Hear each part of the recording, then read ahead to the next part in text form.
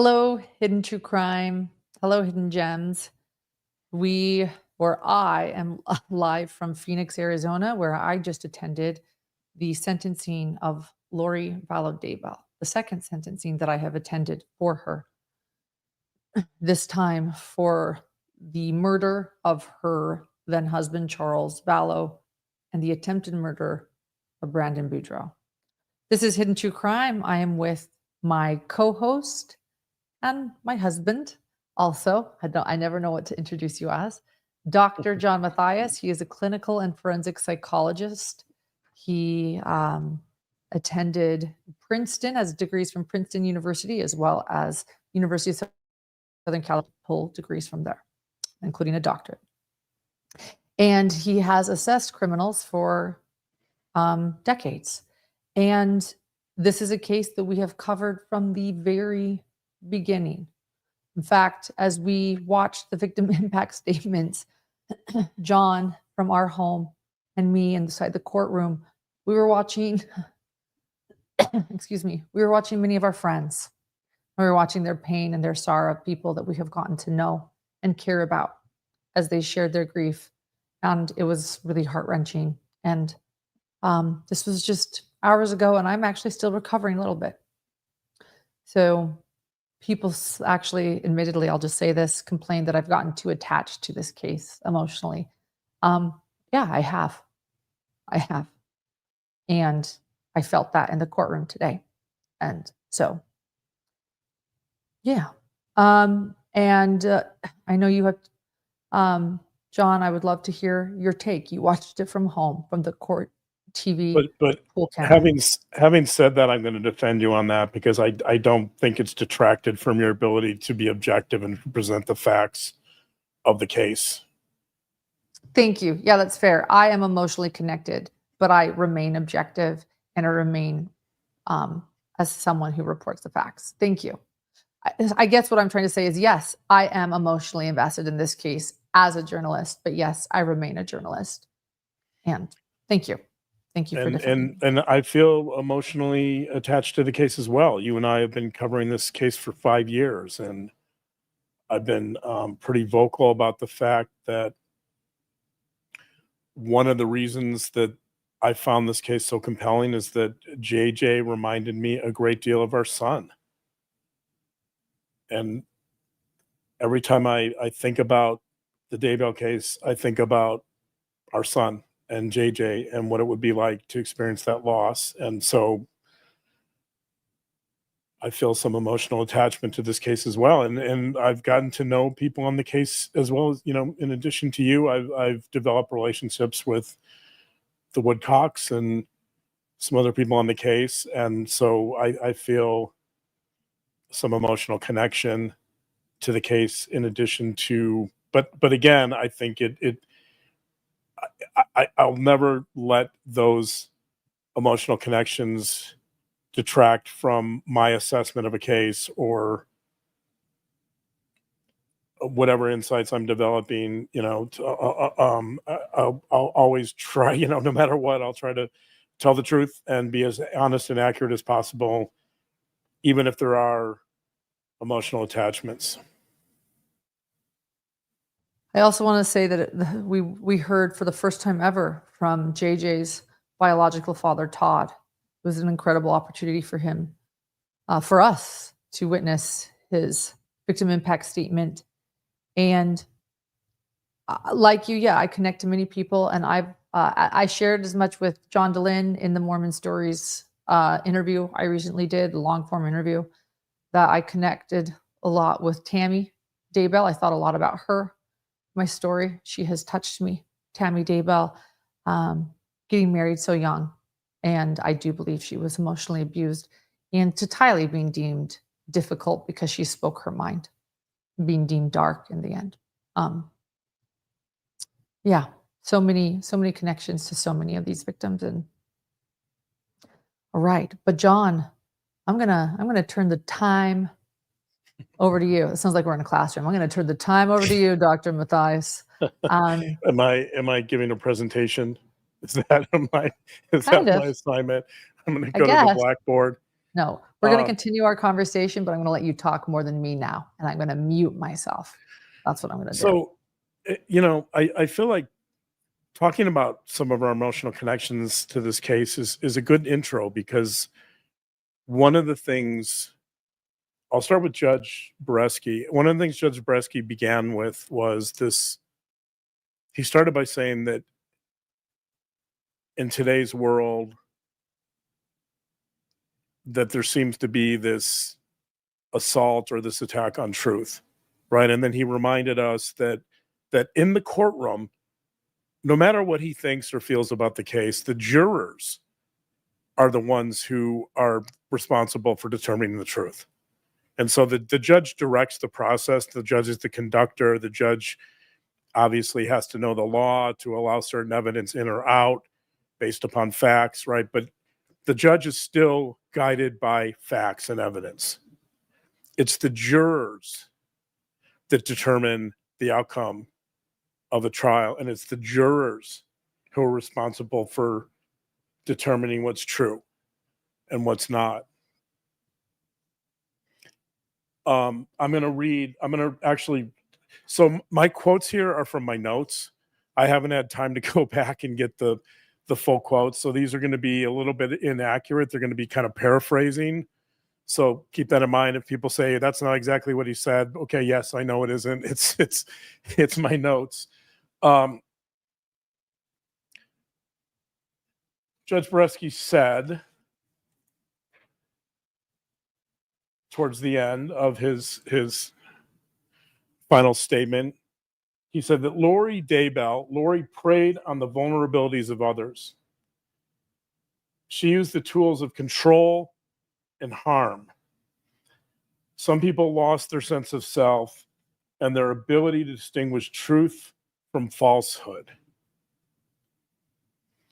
And I think that's important, because this idea of, I think when we look back on Daybell at some point, I don't know, maybe a decade down the road, maybe less, I'm not sure, but I think I could argue that some of this is a sign of the times. Some of this has to do with the attack on truth in our society, in our world, and Lauren Daybell is an expression of that. She's symbolic of that. She's an extreme example, but she's someone who has so clearly lost her capacity to interpret reality, whatever that is, or to interpret the world, evidence, facts, that she lives in this delusional world. She lives in this fantasy world. And not only does she live in that world, but she got to the point where that world was so compelling for her that she believed she had to act out that fantasy. So it's one thing for somebody to live in a fantasy world. It's another for someone to act out that fantasy. In fact, act it out to such an extreme degree that you commit murders. And that's what happened here. So not only is this an attack on the truth, it's an immersion in this fantasy world that divorces us, detaches us from reality, from the truth, right? And so I really appreciated Judge Bresky's comment that a lot of people were unable to distinguish truth from falsehood in this world, right? In this world that Chad Daybell and Laurie created, there was no truth and falsehood. There was only truth. And it was the truth of zombies and possession and like portals, right? All this stuff that you and I have kind of, brought to light over the years, but also kind of made fun of in a way. I mean, it's not funny. People were murdered, obviously. But I mean, when you talk about portals, right? These people believed in portals. You got to laugh at the stupidity sometimes.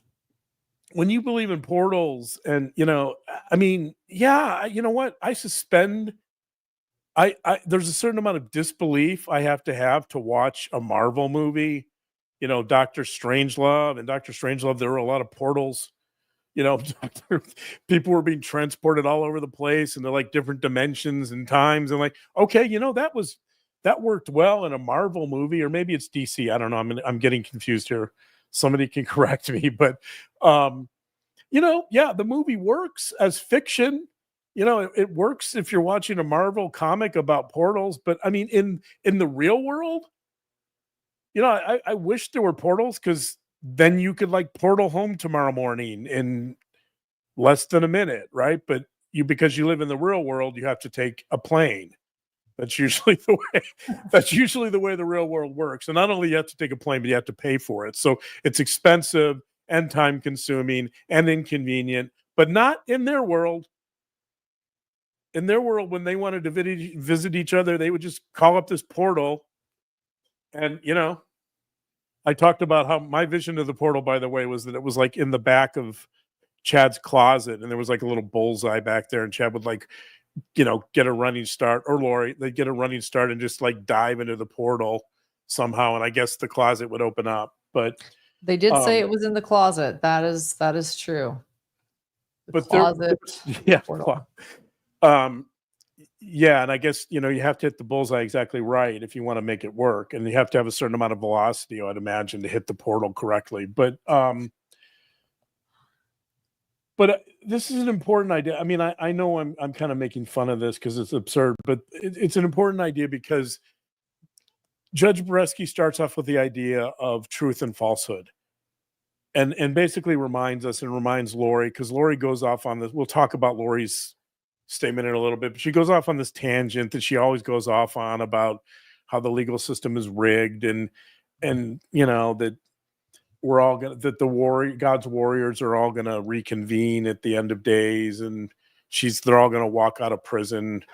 I mean, it's the same story, more or less, right? And it's the same fantasy. It's all fantasy.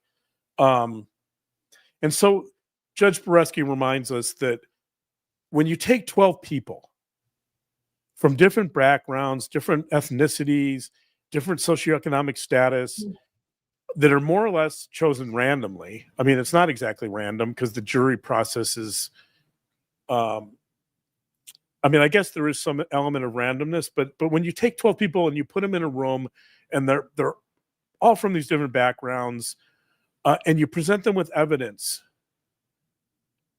they're responsible for determining what's true, for determining a verdict.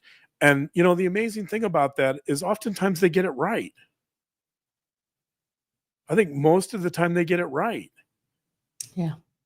And that by the way, doesn't mean people are happy about some of the verdicts that they reach, but and you and I have covered cases where we've seen that. I'm not going to mention those cases because I want to focus on this case, but the jury doesn't always get it right, but the majority of the time.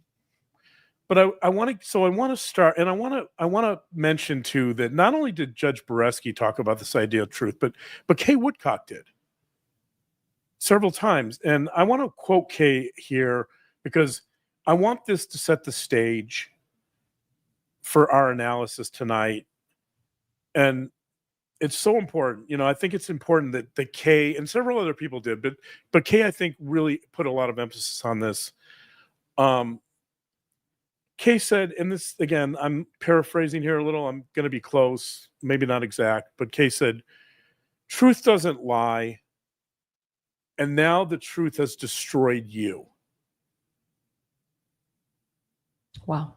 Yeah. When you go into a court of law and you have evidence and facts and judges that are bound by the law and responsible for dictating what evidence is important or counts or relevant, the idea is that you somehow, or a jury somehow, arrives at something that's accurate and true. And it doesn't matter what Lori's beliefs are. It doesn't matter how far-fetched or crazy they are. The jury can take that evidence and they can determine what's true. And so it's worth noting that in all the trials that Lori has undergone, that she's been convicted in each one of them on every count. And so every jury has more or less, according to Kay and according to the judge, they've arrived at the truth. And so I think it's it's encouraging to know that although you and I could have a long debate about some things that are happening in the legal system that have to do with influencers and defense attorneys and all that. We're not going to have that discussion tonight. It's encouraging to know that when you take 12 people, that the basis of our legal system is fundamentally sound. And when you take 12 people and put them in a room and have them look at evidence and come to a unanimous decision, that they, for the most part, arrive at something we would label as the truth. Yes. And I think that's important. So I wanted to lead with that. Let's talk about, so what, by the way, you were in the courtroom. I was. The camera was behind Lori. You know, when the camera would pan over to Lori, we'd see the back of her head. So I couldn't really, you know, there was no capacity to look at nonverbals here, because I mean, there was a little bit. She turned her head sometimes, but it didn't look like she was is typical. It didn't look like she was so much emotion. Was that? Could you maybe fill us in about your mic? That those of us in the gallery could also actually, for the most part, only see the back of her head. Okay. We could see it when she turned, as I think could the camera. But you certainly saw when she moved more, like when Crusha was discussing Lori wanting, you know, being her sister reincarnated. She seemed really animated, and I thought that she might even address that, because she seemed so animated from behind, but she did not. And I would see her glancing over at Kay and Crusha, and the main jurors that were not the jurors, sorry, they were in the jury box. The main witnesses giving the victim impact statements were sitting in the jury box. And so she could see them and they could see her. But for those of us in the gallery, including the media, we almost saw what you saw. We just had the ability to continuously look at everything and not have the camera angles change. And the cameras did miss some things. But she had a TV screen in front of her, and so when Larry was talking to her on the TV screen, she was looking right at him, you know, this close. But not too many nonverbals, except for she certainly does move her head and take notes when she's feeling something.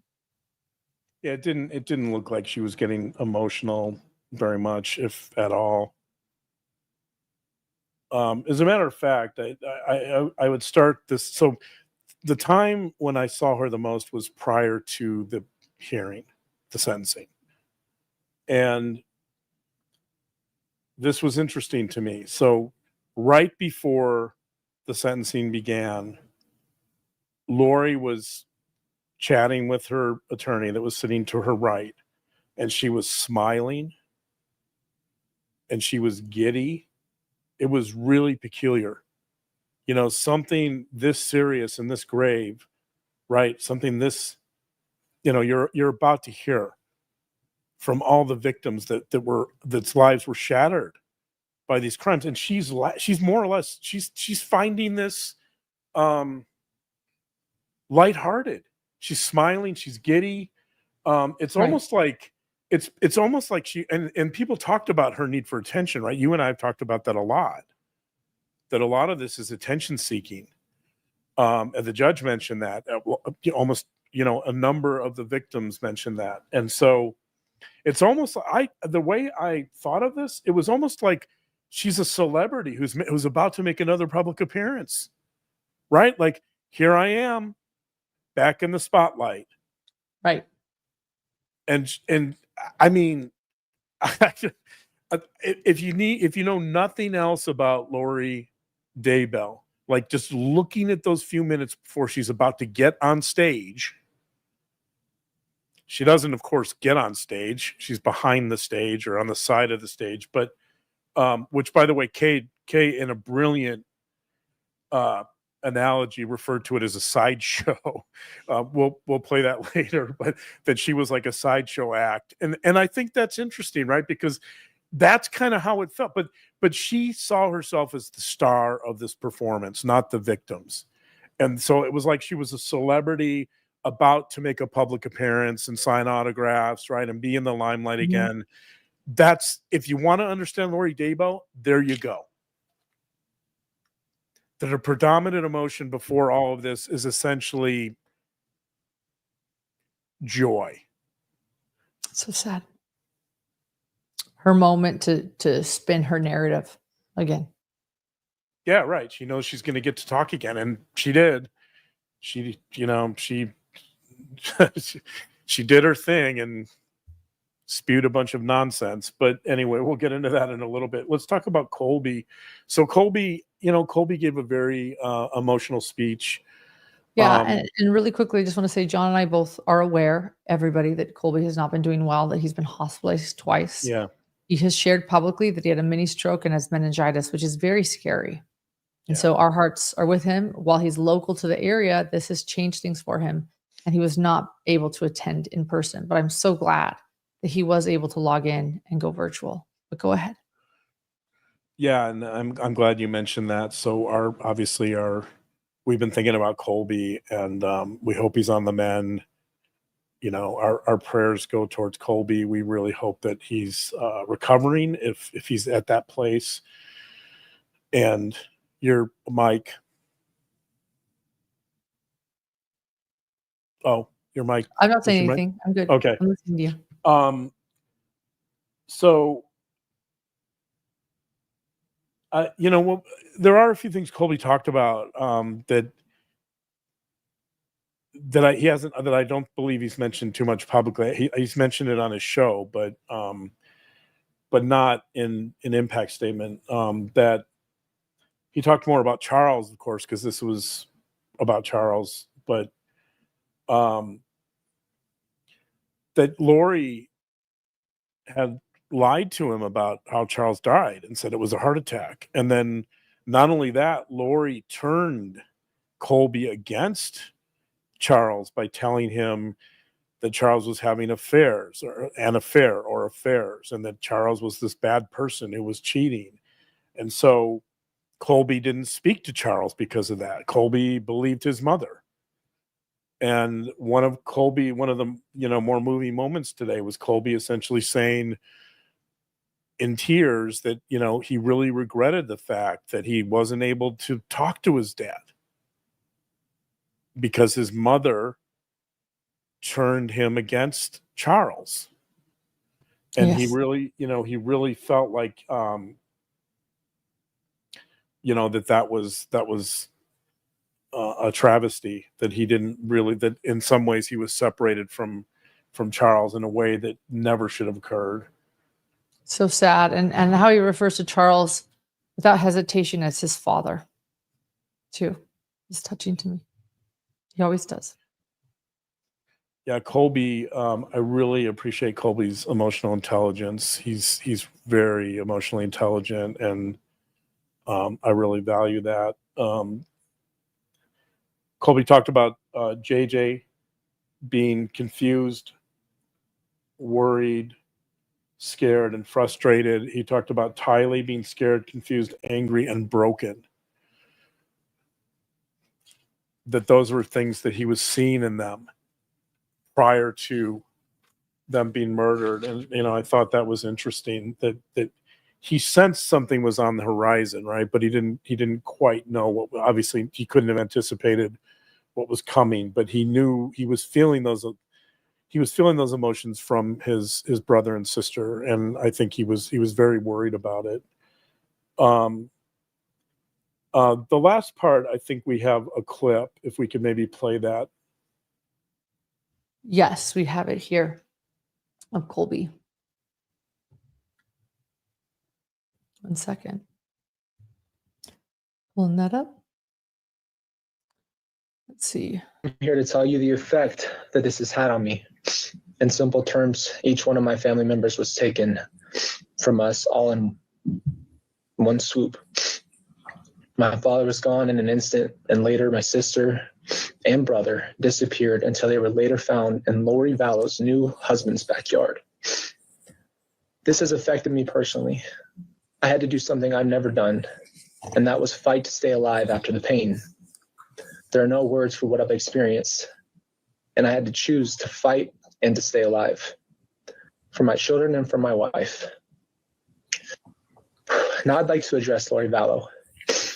She claims to be Jesus's favorite. She claims to lead a spiritual life. And she claims that she loves everybody. And she also claims to have seen Jesus and visited with him. When did Jesus allow us to commit adultery? When did Jesus change the commandment of thou shalt not kill? When did Jesus allow us to steal money from our dead children? When did Jesus tell us to lie our way through life?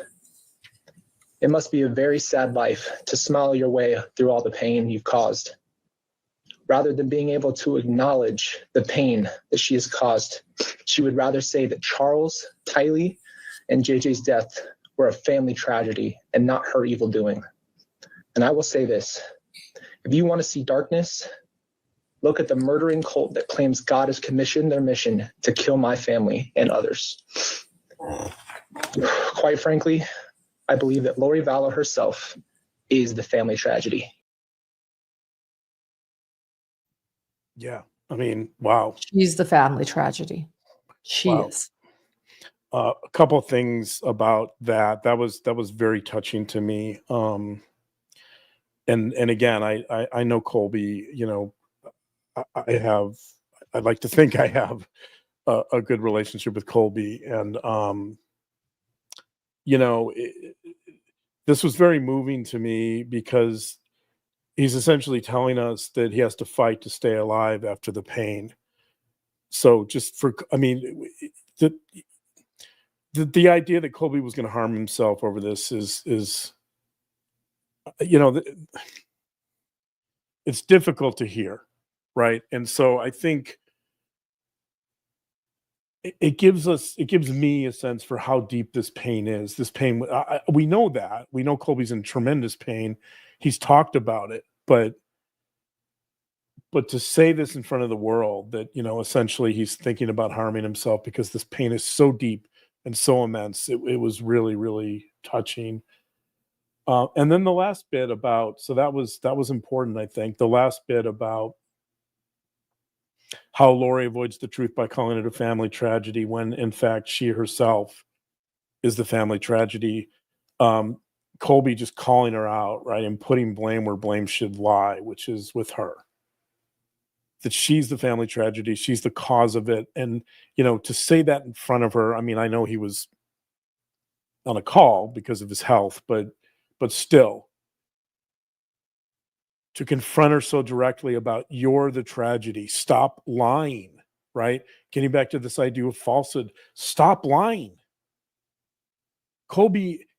When Colby did his interview with Lori in jail, you know, I know all he wanted to do was hear the truth. All he wanted to deal, right? All he wanted her, That's it. he if he could get an apology, that would be great, right? But no, nothing. Like it's always comes back to this family tragedy idea.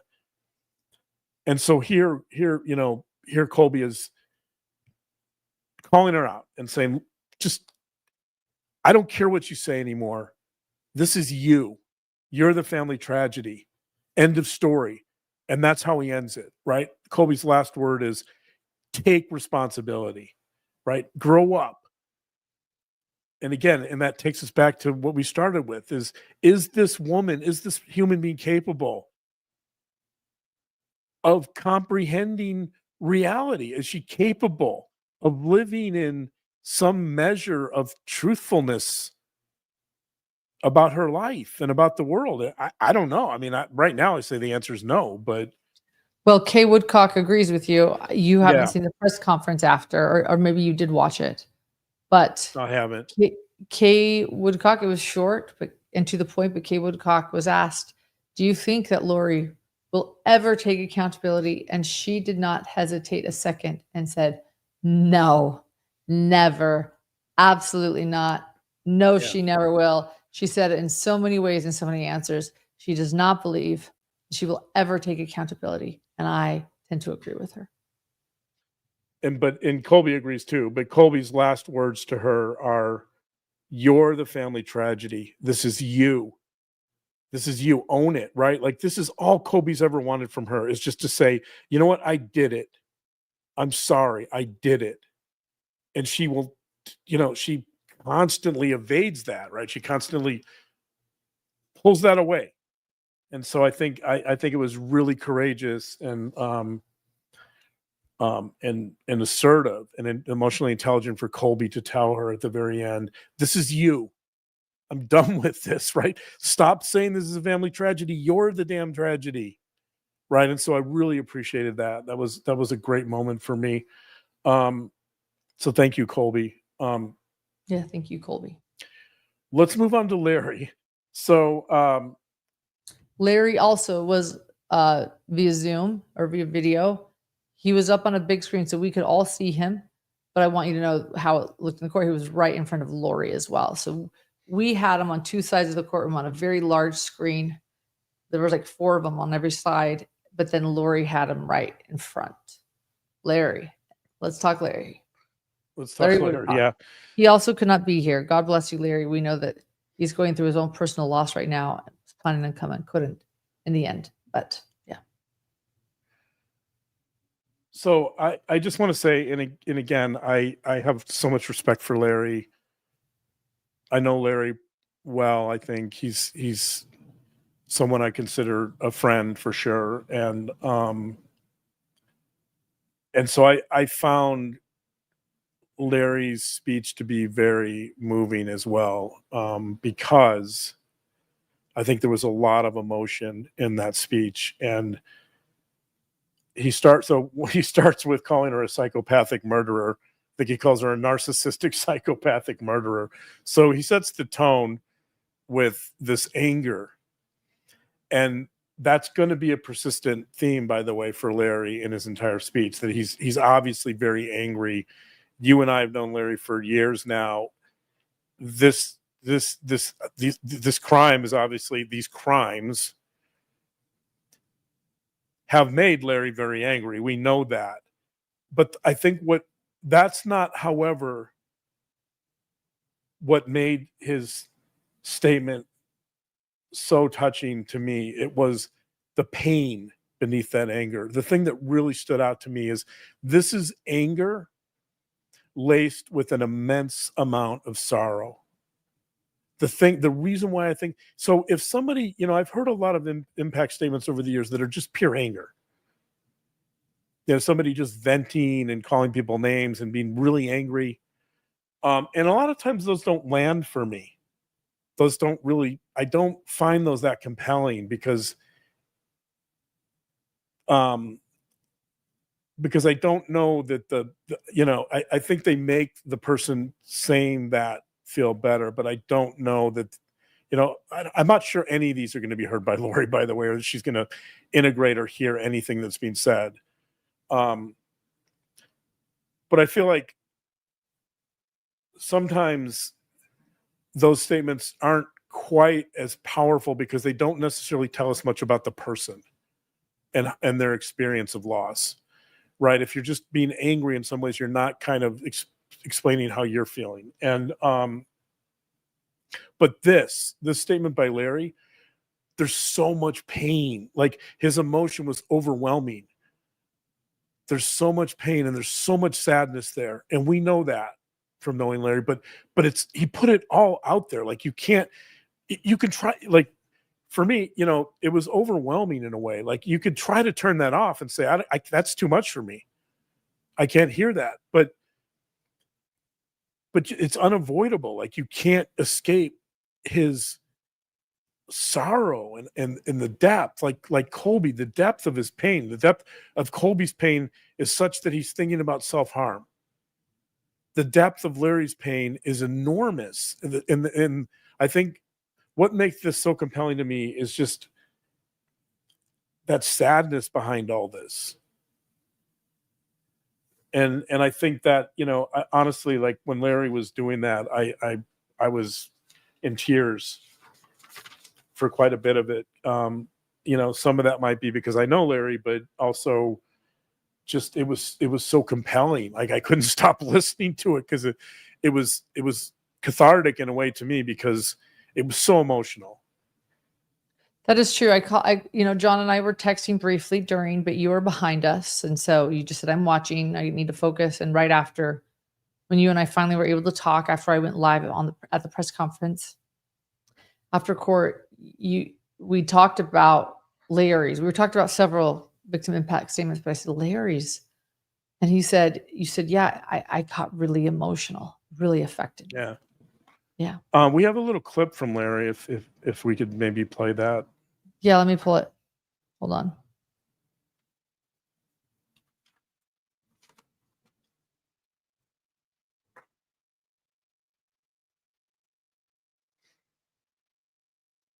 I will never Sorry. speak your name again, murderers.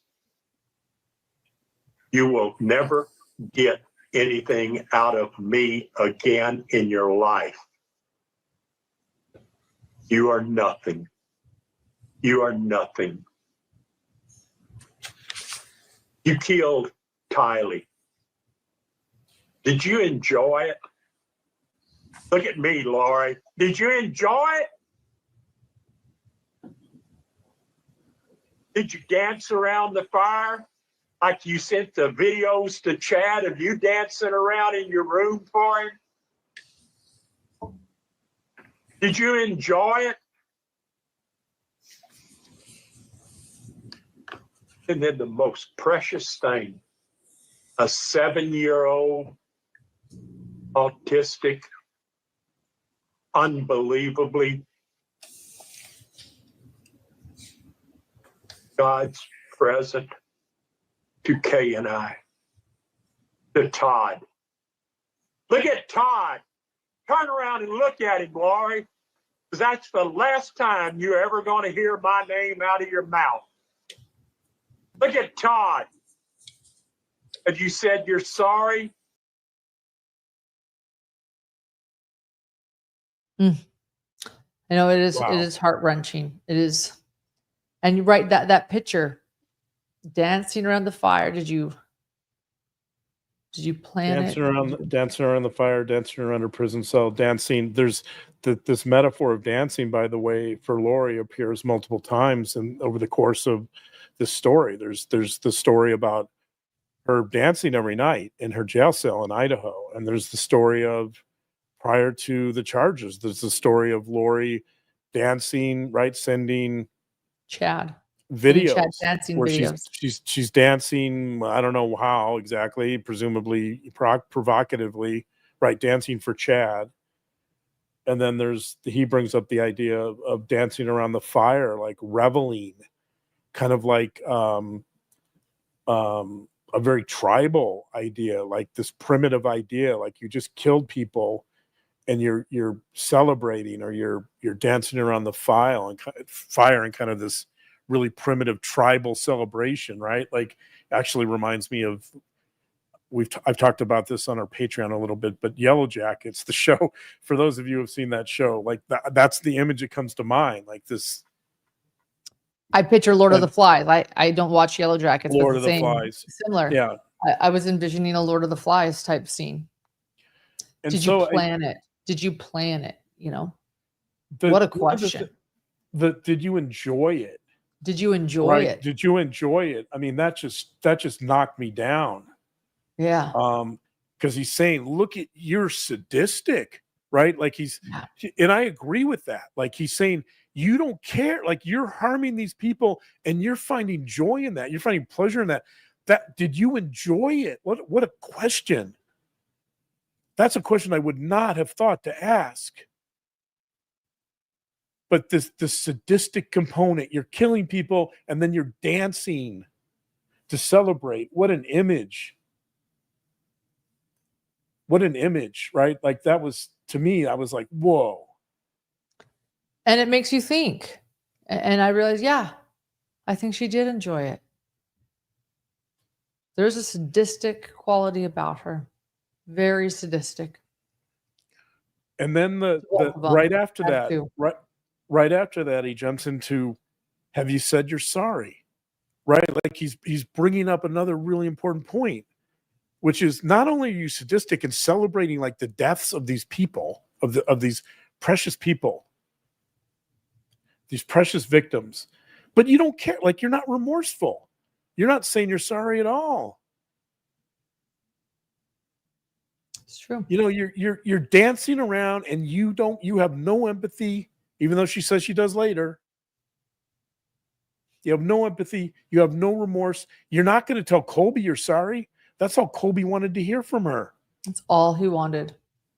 So this bit from Larry was like, wow. I was just stunned. I was like, really taken aback. It was so powerful. And then, he brought up a lot of people probably, I think we can talk about this, right? Because we've talked about it before, but Larry told us a story in private that he initially didn't want us to make public, but then he said we could later.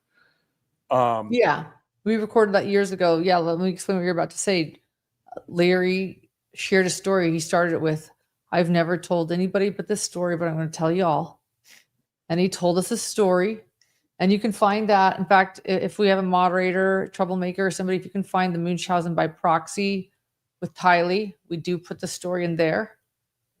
But Larry told us a story, recorded, and then later said, don't share it. I don't want it shared. But then about a year later, he said, go ahead. And we have now shared it. It's a couple of places, but we'll paste the Munchausen by proxy speculation with Lauren Vallow Daybell. It's in there. But go ahead, John. Share what you're going to talk about, because Larry brought this up. That's what you're going to say. Larry brought. So here's right. Up. So here's what Larry says. He tells the world, you tried to kill me, but I beat you. I beat you. You tried that he would have been a casualty. And what he's referring to is essentially that Lori and Kay were visiting Charles and Lori, and when they were about to get on a plane and they were leaving, and Lori, according to Larry, made this really excellent fruit salad, and she seemed really eager to give Larry this fruit salad, and he ate it, and then he started getting sick almost immediately. And by the time they were getting on a plane, he was throwing up. He was really, really sick. And he believed that he was poisoned. At the time, he didn't really have any reason to believe that. So he never went to the hospital, but he just wanted to get home. But then he realized in retrospect, especially looking at Lori now, he realized, like, he believed he was poisoned. And so he brought that up. I mean, he didn't tell the story. He didn't have time during his statement, but of course, you and I knew what he was talking about. Yes. And if anybody wants to hear it straight from Larry, you can head to the episode that Grayson pinned, and we'll have it in the description of this video and in pinned comments too. Right. He said, you tried to kill me. Right. You tried to kill me too. I believe he was poisoned that day. I do. Just so you know what I believe. I believe so. The sudden onset of his symptoms that were consistent with poisoning. He was vomiting. He told, he was vomiting in a, I believe was it a New Orleans Saint hat? When he was kind of making fun of the fact that he had just bought this baseball hat that was a New Orleans Saints hat. And he ruined the hat that he had just purchased this expensive hat. So he was obviously upset that he almost died, but he seemed equally upset that this brand new hat that set him back, I don't know, $35 was now something that he had to throw out. So that was Larry. Thank you, Larry, for that really incredible statement. Susan, Charles' older sister. The thing that stood out to me about Susan is she said, I'm disgusted and appalled by your evil actions. But then in the next sentence, she said, I've forgiven you, Lori. I don't want any of this on my soul. So Susan was very forgiving, obviously upset and angry, but also willing to forgive Lori. I thought that was interesting, that she had gotten to that place. Then we heard from Todd, who was JJ's biological father. I That think was just, yeah, go ahead. I think we were all just happy to see Todd and to have a chance to hear from him. We're very special that he was able to be here, by the way. Some special arrangements were made, and it's wonderful. One thing about Todd, I'm jumping ahead, but when Lori gave her impact statement, which we will talk about later, Todd, who has suffered with addiction, when she was talking about what the jail and prison is like, Todd was over the jury box going like, yep, what'd you expect? Yep. But go ahead. I digress. Todd gave a very short statement, but let me summarize kind of the gist of it. He talked a little bit about the pain of giving up JJ because of some of his personal issues, but this was an extraordinary moment for me. He said, I'm here to forgive you. So again, Todd, who's JJ's father, is forgiving Lori. And then he tells her, I know what it's like to be in prison. You're going to relive everything you did. So Todd recognizes that he knows prison, right? And he knows she's going there. And he knows in some ways it's going to be a huge punishment for her to have to relive and rehash these crimes over and over again. I would say to that, by the way, I think that would be true for like a normal inmate that has a conscience. I don't know if that'll be true for Lori, in the sense that she's so caught up in this delusion that I don't know that I think she's going to be reliving the fact that, prison is creating all of God's warriors. That's what she talked about. That'll be, unleashed upon the world or the universe after the apocalypse. So, I'd like to think there's a part of Todd's statement that's true, that Lori will be forced to think about this for many, many years, for the rest of her life. Obviously, Lori, by the way, doesn't think it's going to be for the rest of her life. She thinks that the apocalypse is imminent. So she thinks that's happening like in the next couple of weeks, apparently. But, so he reminds her that she's going to relive all of this. And then he echoes this theme about truth again. So that's why I wanted to start it. He says, I hope you understand the truth before you die.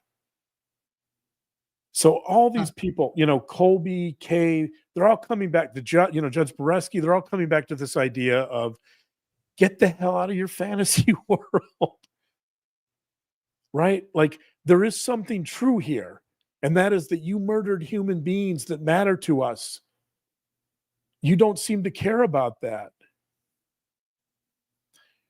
So Todd returns to this idea of truth. The next speaker was Kresha. It's so good to have Kresha speak as well. She's never been able to give a victim impact statement before, and it was just incredible. Kresha gave a very powerful statement.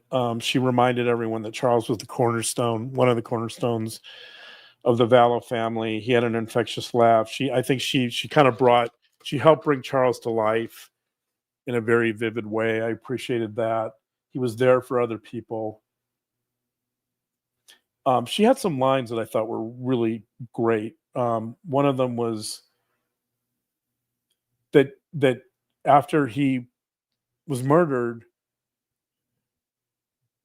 that her grief turned into the constant ache of injustice. I thought that was a really interesting poetic line. That line really kind of stood out to me, kind of touched me. She reminded us, she was the first person who spoke to remind us that the well-known quote from Charles, that love always wins. Yes. She reminded us that was one of Charles' foundational beliefs, and that love was important to him. No matter what, he would do whatever he could to help other people and to see the best in other people. And one thing I really appreciated about the sentencing today was that, and I think I've always felt this, but you really get a sense of what a good guy Charles was. Absolutely. You really do. You really do. From everybody. I feel like it was such a deep loss for this family who he took care of all of them. I think he was quite a leader in many ways. Krisha talked about this idea of how I thought this was really, really insightful, by the way. She talked about this idea that before Laurie Daybell was born, she had a sibling who passed away. And essentially, so for those who don't know this story, essentially, when Laurie was born, Janet essentially told Laurie that you're replacing the deceased sibling. Lolly, right. And so Krisha reminds us that in many ways, Laurie didn't really have an identity because she was in many ways just a replacement. It's an interesting way to say that she had no sense of self. Yeah. And Krisha said that. She said,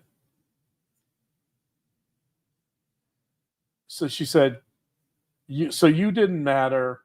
You didn't have your own life or identity. In other words, she was always just living someone else's life, that her mother kind of burdened her. Janet burdened her with this loss, this trauma of losing this other child, Loli, that then became Laurie.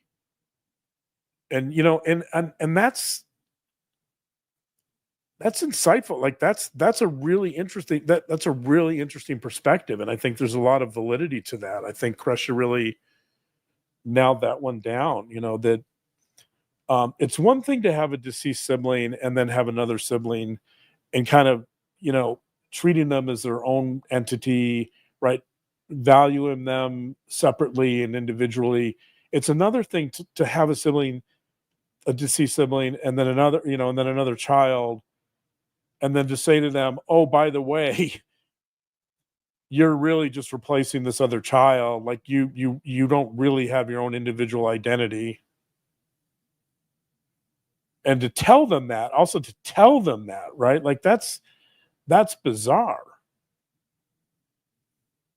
Yeah. And reincarnated too. There's this reincarnation idea. Right. So I thought that was really interesting. I thought that was very insightful on Krisha's part. And then she leaves us with this quote: "You left behind a trail of unimaginable grief and trauma," reminding us that the impact of this was extraordinary, and it's probably going to last for generations. It absolutely will. The impact will last for generations and has this ripple effect. It's going to affect so many. Then we get to Kay. Kay probably gave the longest statement of the day. Kay said so much, it would be really hard to summarize a lot of it, but these are a couple of things that stood out to me. That Charles was kind, he was loyal, he was generous. When he was around, you felt safe, you felt valued. Anytime you walked into a room, you felt his presence and you felt value. And this is the bit I really loved, that Charles loved fiercely. So that's a version of love always wins, right? That she's reminding us that Charles really, really genuinely loved people, and he protected people, and he loved fiercely. So I love that line from Kay. She tells Laurie that she's infamous, but never famous. And quote, you spent your life chasing cameras, applause, and validation like oxygen. And the world sees what I see. They see you as a liar, a fraud, and a murderer. I thought that was... Wow. Doesn't mince words. Yeah. And again, I want to say the same thing. Kay's landed with me. She had anger in her grief. She was angry, but it landed with me. I felt it. I cried during Kay's. I was heartbroken. It was heart crushing to listen to Kay. I felt her sorrow similarly to how you said you felt Larry's, especially, of course, at the end. I think we have a clip. We have some clips from Kay. Do we have one or two clips from Kay? I think I've seen one. Let's play that. Oh, we do have two. We have two. Should we play them both? You can make play continue making claims that no one understands because we weren't there. But make no mistake, we stand perfectly. We understand premeditation. We understand conspiracy. We understand fraud, insurance policies, and false alibis. We understand how long bodies lay in the ground while you danced, vacation, and manipulated for attention. We understand the cost, emotional, financial, spiritual, that all of us have paid to clean up the wreckage of your delusion. Therapy, lost work, trauma, panic attacks, courtrooms and funerals, ashes and empty chairs. You are so selfish, so pathologically self-centered that you can't even see the shockwaves you created in every life around you. Webster's dictionary defines tragedy as a disastrous That's event. good. What happened to my family? Yeah.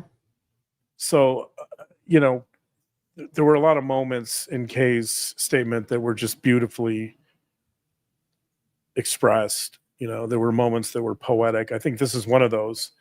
One of the things about that statement, I mean, that is so well put. But one of the things is that you danced, vacation, and manipulated for attention, right? Like getting back to this idea of dancing. This is kind of picking up on Larry a little bit, right? That you're dancing, you're going to Hawaii, you're pretending like nothing's wrong.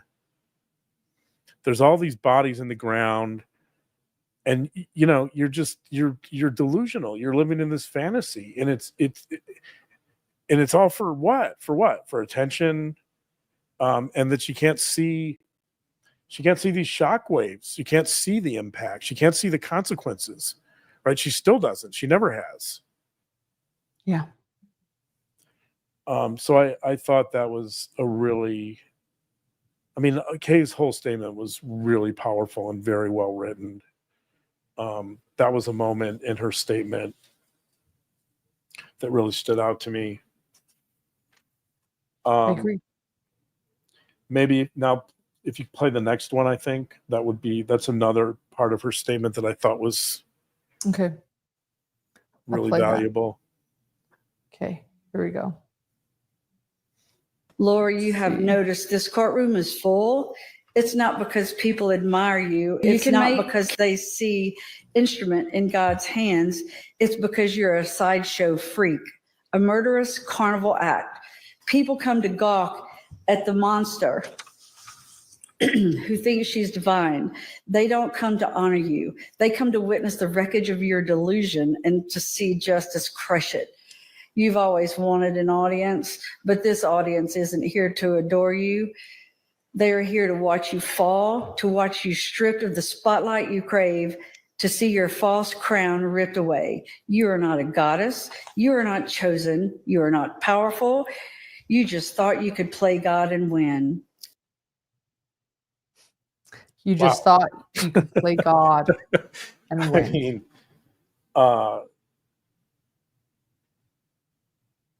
I mean, again, these are moments that I'm just absolutely, floored me. That is so well written and expressed. It speaks to what I talked about earlier, that she begins this whole sentencing today with this kind of giddy, twirling her hair, laughing, right, lighthearted attitude. Yeah.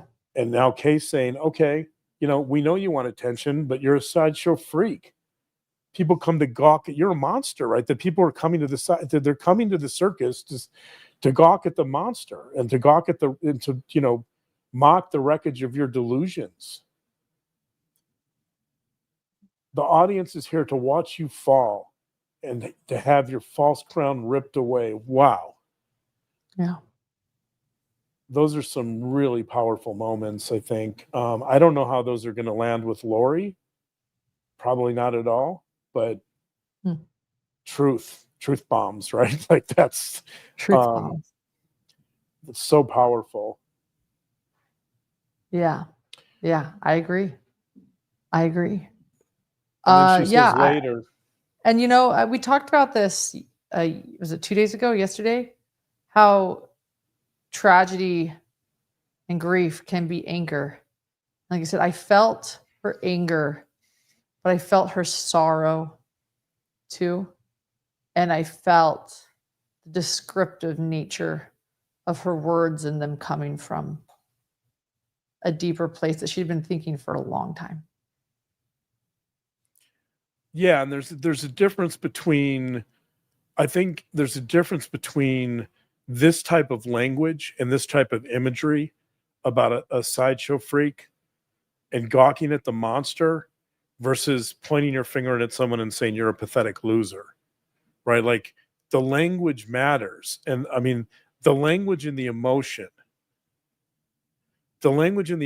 for Kay were so profound that I agree with Kay. It's not just that you know that there's anger. It's also, she's saying it in a poetic way. And it's laced with this underlying sadness, like Larry, like you feel these people's pain. Yeah. And that's quite different than pointing the finger. If she turned around and pointed the finger at Lori and said, you're a pathetic loser who should die, or right. Like that's a very different expression of anger than calling her a sideshow freak. I mean, calling her a sideshow freak is obviously not kind, but it's more poetic. It's more poetic in the sense of it's acknowledging her underlying attention-seeking attitude. Whereas if you point the finger at someone and say you're a pathetic loser, you're not really doing much for, you're not doing a lot for pointing out the attention-seeking qualities that someone has. And so I think like the reason why this statement, even though, yeah, there's anger here for sure, I think this sticks a little more because of the way Kay is doing it and the language and the emotion. It all really is coming together to be very powerful, as opposed to just kind of landing a bunch of insults that show anger, but they're not, it's different, right? They're not quite as poignant as this type of language. The ending was heartbreaking with Kay. Do we have the ending? Speaking of rage. That's different. That's different. Oh yeah, it's different. Sorry, keep going. Apologize. So then Kay finishes her statement.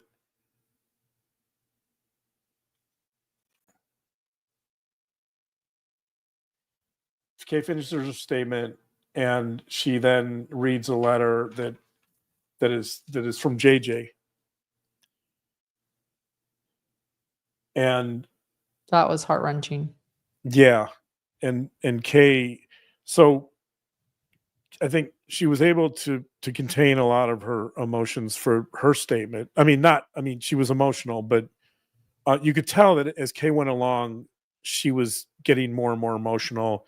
And by the time she got to JJ's letter that she wrote for JJ in JJ's voice, I think she was really overflowing with emotion, and it came out. She was in tears. Her anger was increasing a little bit.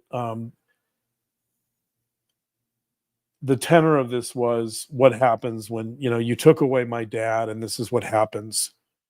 This is what happens when you take away a father that protected me and loved me, that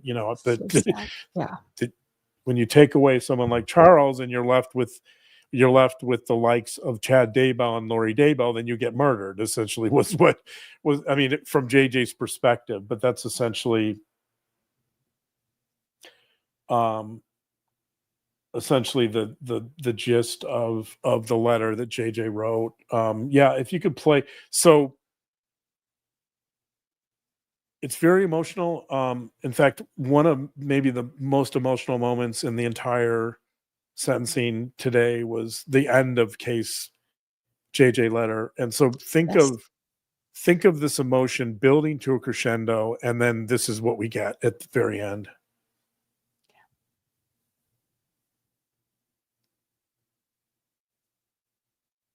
Pulling it up. Hold on. On September 23rd, 2019, she murdered me. Lori took my dad away. She took away the best man, the protector of me and Tylee. I am dead because she killed him.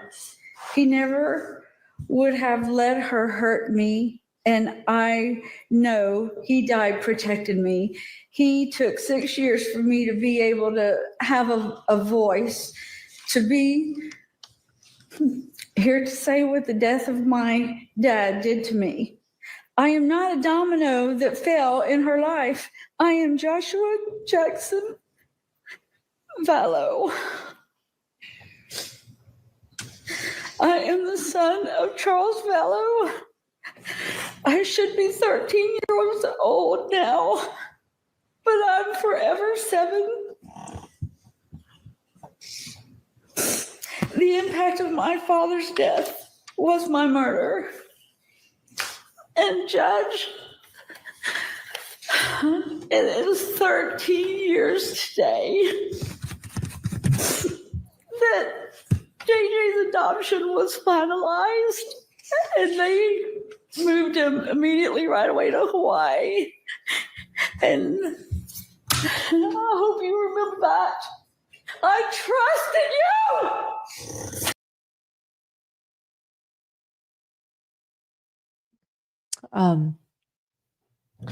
The pool video missed. I don't think I realized that the pool video missed that moment. So I can share a little bit about what was going on. I don't know what the pool camera captured and didn't capture. And by the way, the pool camera is the one camera that's allowed in the courtroom, and there was a camera allowed for sentencing court TV. Kay had tried to turn the camera towards Lori earlier in her, not the camera, excuse me, the microphone earlier in her statement to look at Lori and address Lori like her husband Larry was technically able to do because he was on Zoom. And they told her no, that she had to face the judge in Arizona. Arizona is different than Idaho, where the Gonsalves family did that yesterday. And so then she continued to look at the judge. And then she finished that letter. And then she turned without turning the microphone. And so she turned her whole body and she looked right at Lori, and she screamed that right at Lori. And at that moment, Trina K got up to tell her to not do that. But she was done by that point and just walked away. And that was so raw. And I think one thing that gets me is it's been 6 years. And Kay has talked to me about her grief a little bit, how she shuts things off. And she'll go kind of silent, and she has to deal with it in pieces. And so to see, for me, and like I said, I've talked about how like a lot of my grief recently has been anger, to see her so hurt, 6 years later in front of her, knowing this is the end, and to feel that anger and that grief in her in that moment was, I don't know, it just did something to me. That's all I'll say. Yeah, it's just listening to that again is so difficult and so emotional. And to reiterate, she said the impact of my father's death was my murder. And she's getting more and more emotional, and at the end she near screaming says, "I trusted you." Like I again, that was like one of those moments where I almost like it, the truth of that. The truth of that, I trusted you. Like, you murdered me. You were my mother, right? Like, our job, one of our biggest jobs as parents is to protect our kids. And that's a theme that came up, by the way, with Brandon when he gave his statement over and over. But the thing that really impacted me with that line is the fact that it's so raw and so truthful in terms of every relationship, every healthy, successful relationship is based on trust. That's the foundation. Every parental relationship is based on trust. Human beings do not survive. We do not survive as infants without safety, some measure of safety, some measure of security, and some measure of trust in our parents. We trust our parents to feed us, to shelter us. We put 100% of our trust in other people for our survival. And Kay is like touching that nerve to the core. And I mean, if there's like one simple lesson of all of this, if I were to point out one statement and one lesson from all of Daybell, it was what she just said right there. These people trusted you. I don't know. There's no better way to summarize the basis of every human relationship. Every healthy human relationship is trust. And Kay is screaming, "You violated my trust." I mean, the most extreme way to violate somebody's trust is to murder them. Obviously, but I mean, it really speaks to this idea of, if I were to simplify this, distill this down to like some essential quality, it would be that right there. And I think that's what really, that's what's so, and not just her emotion, not just her raw emotion, but the truth of that. Every relationship that fails, I could say, has some violation of trust, domestic violence, when you're violent to another human being. And we're going to see this with Brandon. If you push someone, if you're violent towards someone else, you're violating their trust. That's a breach of trust. If you're unfaithful, that's a breach of trust. If you're belittling another person that you love, or you're critical of that person, that's a breach of trust, right? I can't tell you how important trust is in relationships. And I mean, there's been a lot of research on this. John Gottman has talked a lot about the importance of trust.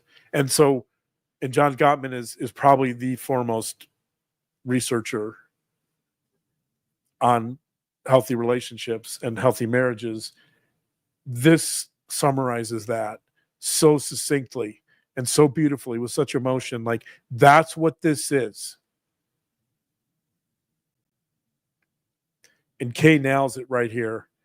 I mean, it was so touching. Yeah, it was so real and raw.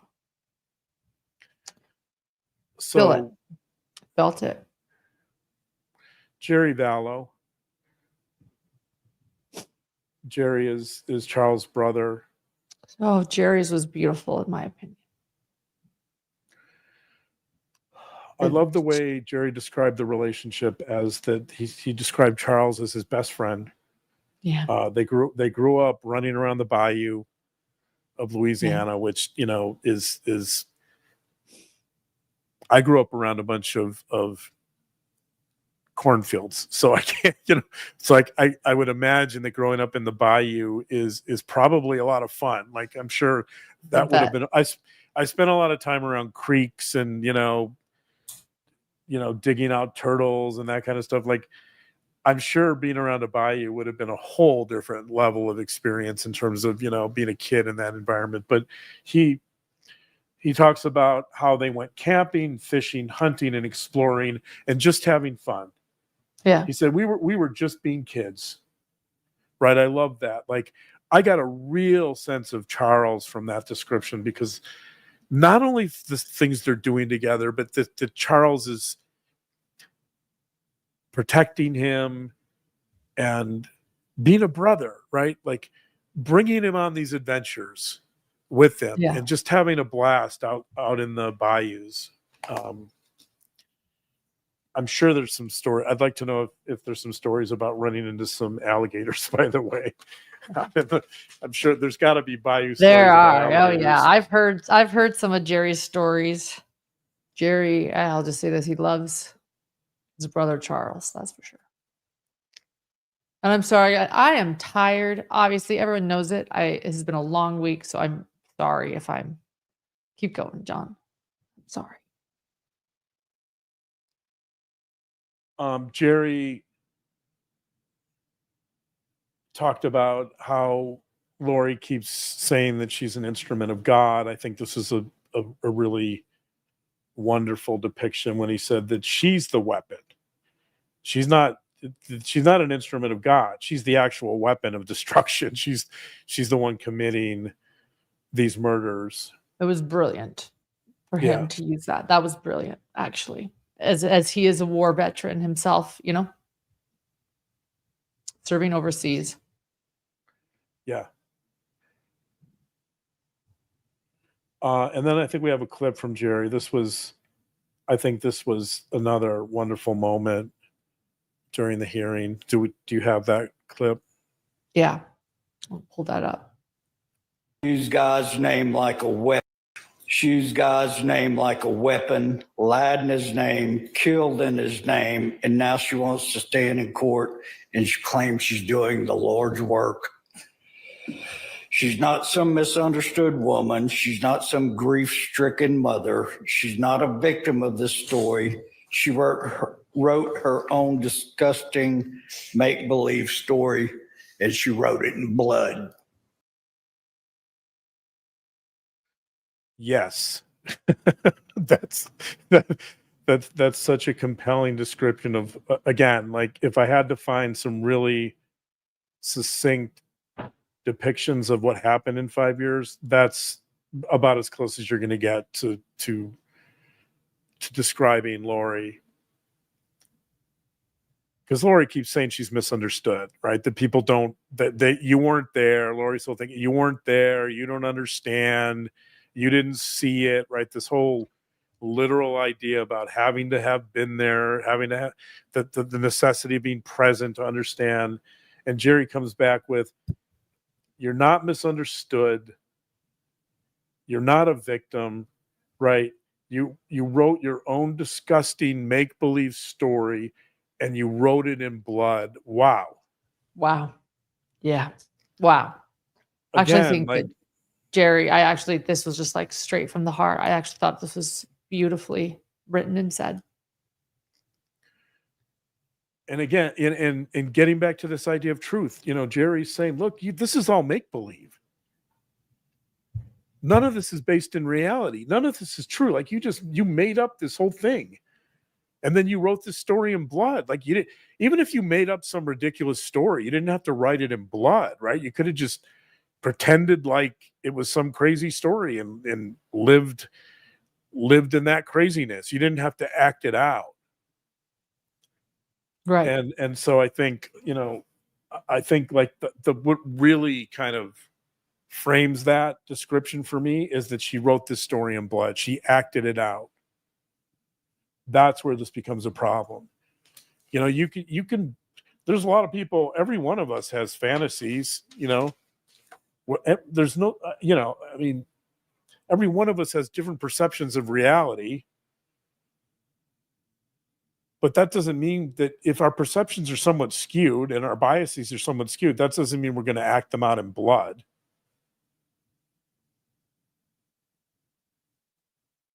Well said.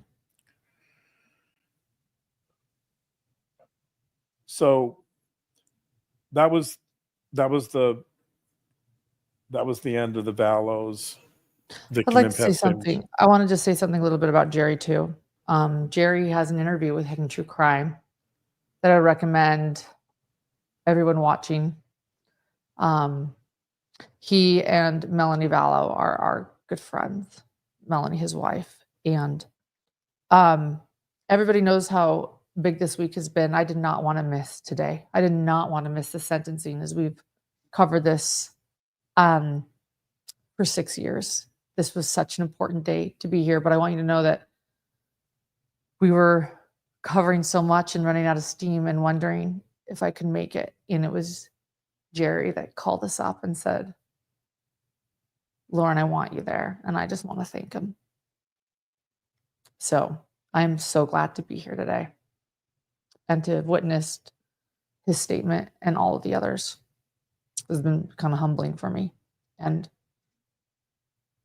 Yeah, this I think this crime really is such a tragedy on so many levels and will affect generations. And these victim impact statements today were so powerful. So anyway, just want to say that. Yeah. and I feel like we've covered this crime from the beginning, and it's impacted us at so many different levels. I feel like this is close to the end. I don't with Lori, you never know if something is at the end, right? But I feel like while it would be difficult to say that there would ever be closure in this case because it's so emotional and so complex, I do feel like this was an important day in terms of justice being served, obviously, and the victims really having a voice and having a presence, and that's so important. So I just feel like I, was able to bear witness to some really powerful victim impact statements today. And so thank you, Jerry, for your last bit of encouragement to get here. Yeah. I wouldn't miss it. And thank you. I want to thank you, Lauren, for going and participating part of something so incredible and so important to us. Yes. You're welcome. I feel like I've gone on quite a while here. So how long have we been on? We have been an hour and 22 minutes, according to our streaming service. And we haven't even gotten to the incredible statements from the Boudreaux, but yeah, maybe we can. I don't want to give short shrift to the Boudreaux, but the survivor's guilt was a profound moment. I think I'm going to have to kind of summarize these a little more and give them a little less attention, just because of our time. But I think if I had to make one observation about the Boudreaux family's statements and Brandon's statement, and I'll talk a little bit about Brandon's in a little bit, but it would be to recognize the impact of trauma in almost all violent crimes, in almost all criminal activity. In other words, like, Brandon survived barely. The shot missed him by inches. Like, he could hear the bullet sailing past his head within inches of his skull, right? So he's lucky to be alive, obviously. But I think that,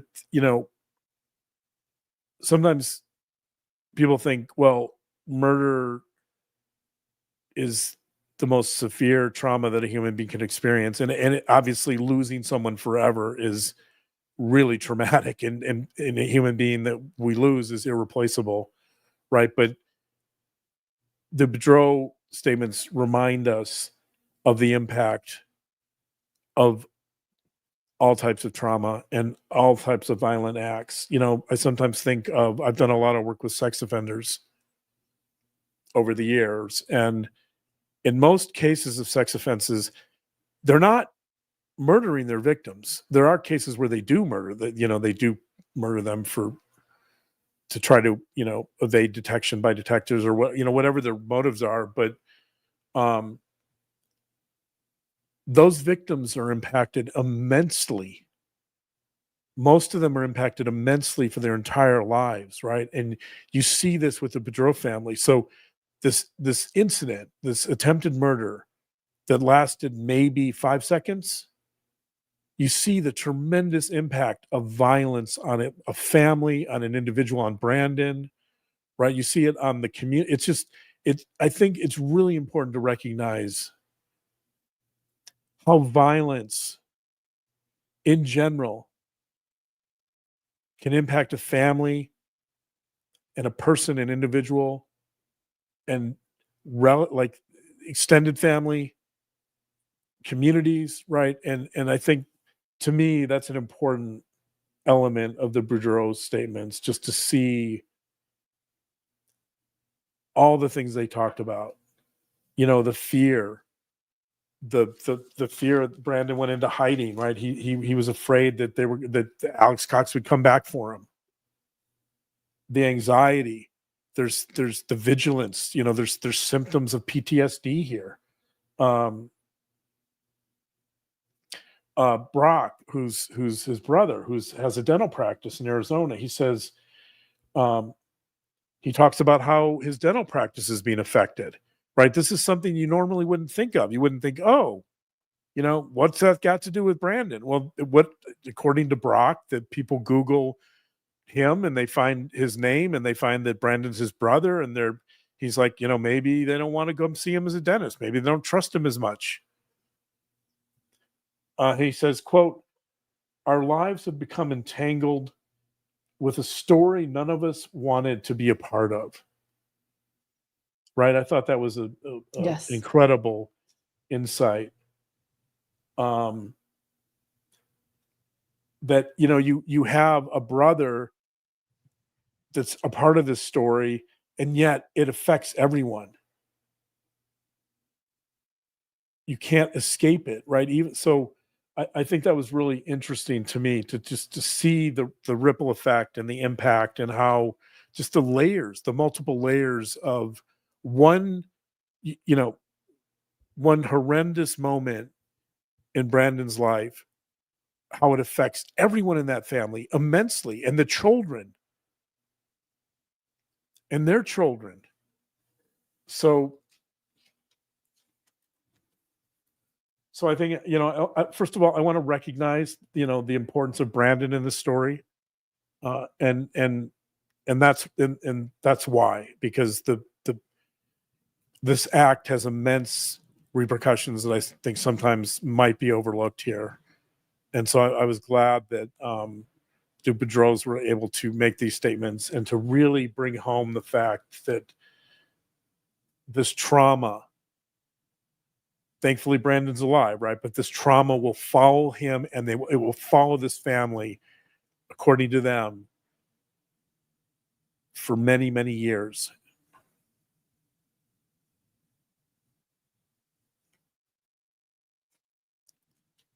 A story they never wanted to be a part of. Right, exactly. I'll just go over a few things. Jenny, who's Brandon's wife, talked about some of the impact. She said it shattered Brandon's ability to fully trust. So again, this is echoing Kay's idea of trust being violated.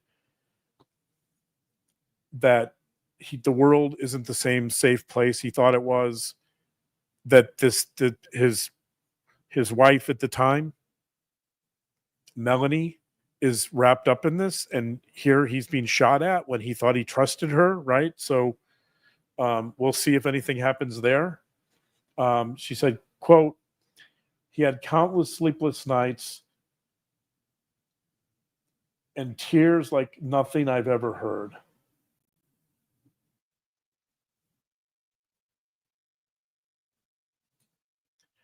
So she talked about his survivor's guilt, that Brendan would sometimes talk about how he would willingly switch places with any of the other victims. I think that's important as an impact. You know, he survived. The other victims did not. And so he's saddled with that the rest of his life. You know, you and I have not known Brandon as much. No, we don't. We don't know him we don't know him. And, but he seems like a really good human being. And it seems like I really believe that the survivor's guilt is immense with him. And that I really think, from what I know of Brandon, that I think that's accurate. I think that he really does feel like he would switch places with any of these other victims if he could. And the judge said himself that he has sat there, and I know we'll get to the judge's statements, but wondering about his survivor's guilt and seeing the pain on Brandon's face, like witnessing it. And again, in the gallery, we're behind everyone. We can't see the faces. And so Judge Boreski is sitting there telling us he sees Brandon. And, you know, to know that he had to, you know, identify JJ and did that on what was supposed to be his honeymoon. Yeah, that was the honeymoon. I know that was very powerful. So Jenny ends with, again, I'm paraphrasing here, but something to the effect of, we have to live with the scars of attempted murder, but the truth has come to light. And so I think, again, getting back to this idea of truth, this comes up again and again, that you have someone like Lauren Daybell that's living this in this fantasy world, and it's up to the justice system and up to the victims really to help discover the truth and to bring it to light. And then once that truth is known, to heal, to begin to heal, because the truth has come to light and justice has been served. I do want to talk about Brandon. So Brandon was the last statement of the day. Oh, I shouldn't say that because Lori talked. But we have a clip from Brandon. If you could play that. Yes, let me get that clip from Brandon. 1 second. The betrayal by someone connected to my family has left me battling overwhelming emotions over the years. I felt fear, paranoia. I lived with constant vigilance, loneliness, regret, sadness, depression, anger, heartache, and embarrassment.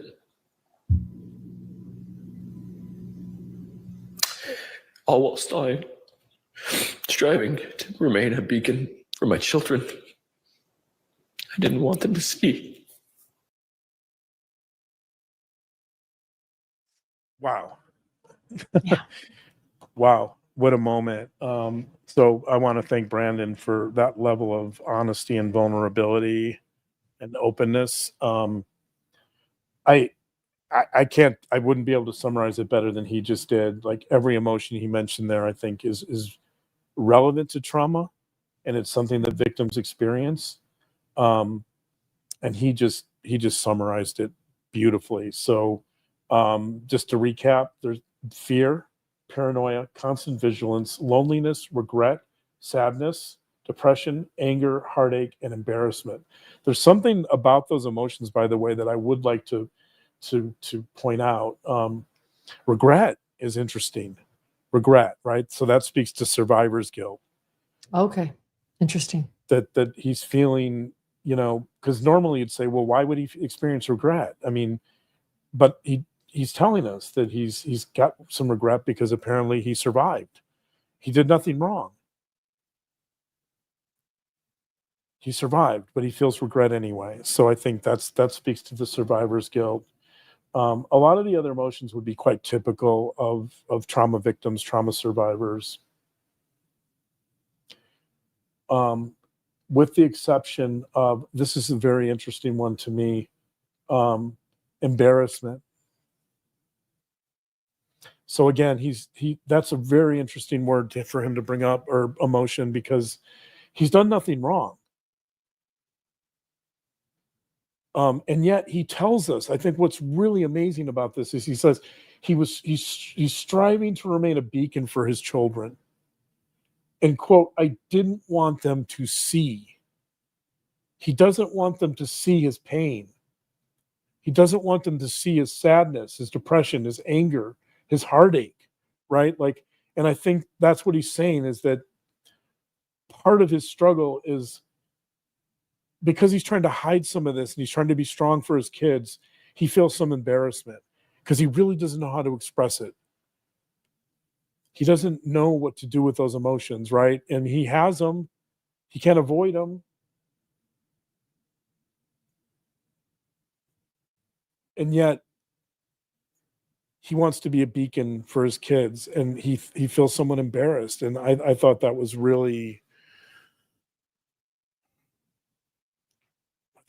sad, in the sense that, he's pointing out a dilemma that a lot of victims experience, which is, how do you experience those emotions and that type of vulnerability and pain without impacting and infecting people that are dependent on you, children, family members, right? How do you have normal, healthy relationships when you're mired in all these negative emotions?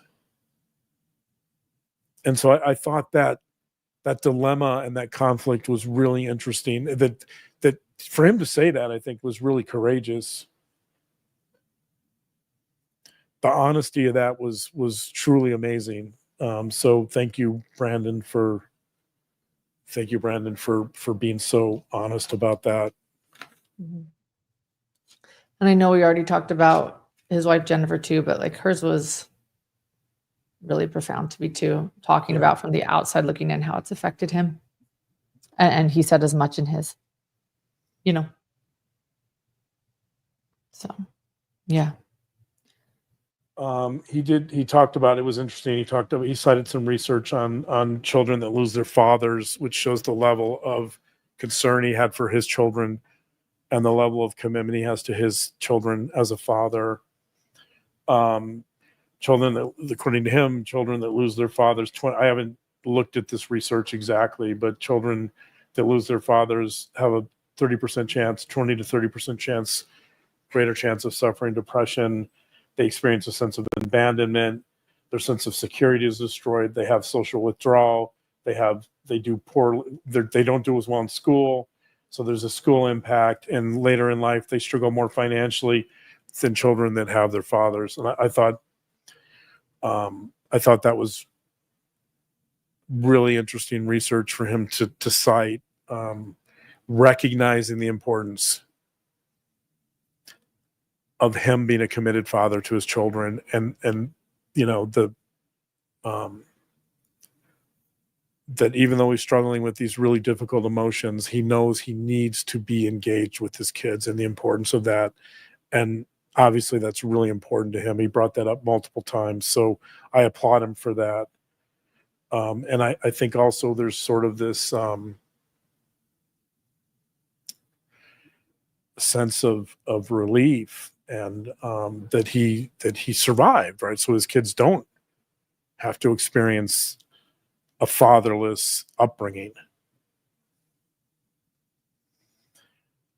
He says, after talking about some of the research, he says there's no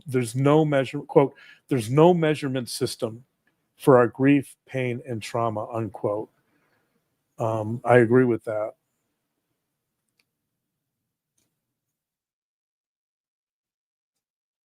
He too talks about, he says he's a believer for forgiveness. He's found relief in it. And he too has chosen to forgive Lori so that he can be a better person for those in his life. Even though Lori has expressed no remorse, she's only expressed denial, shaming and accusations. So,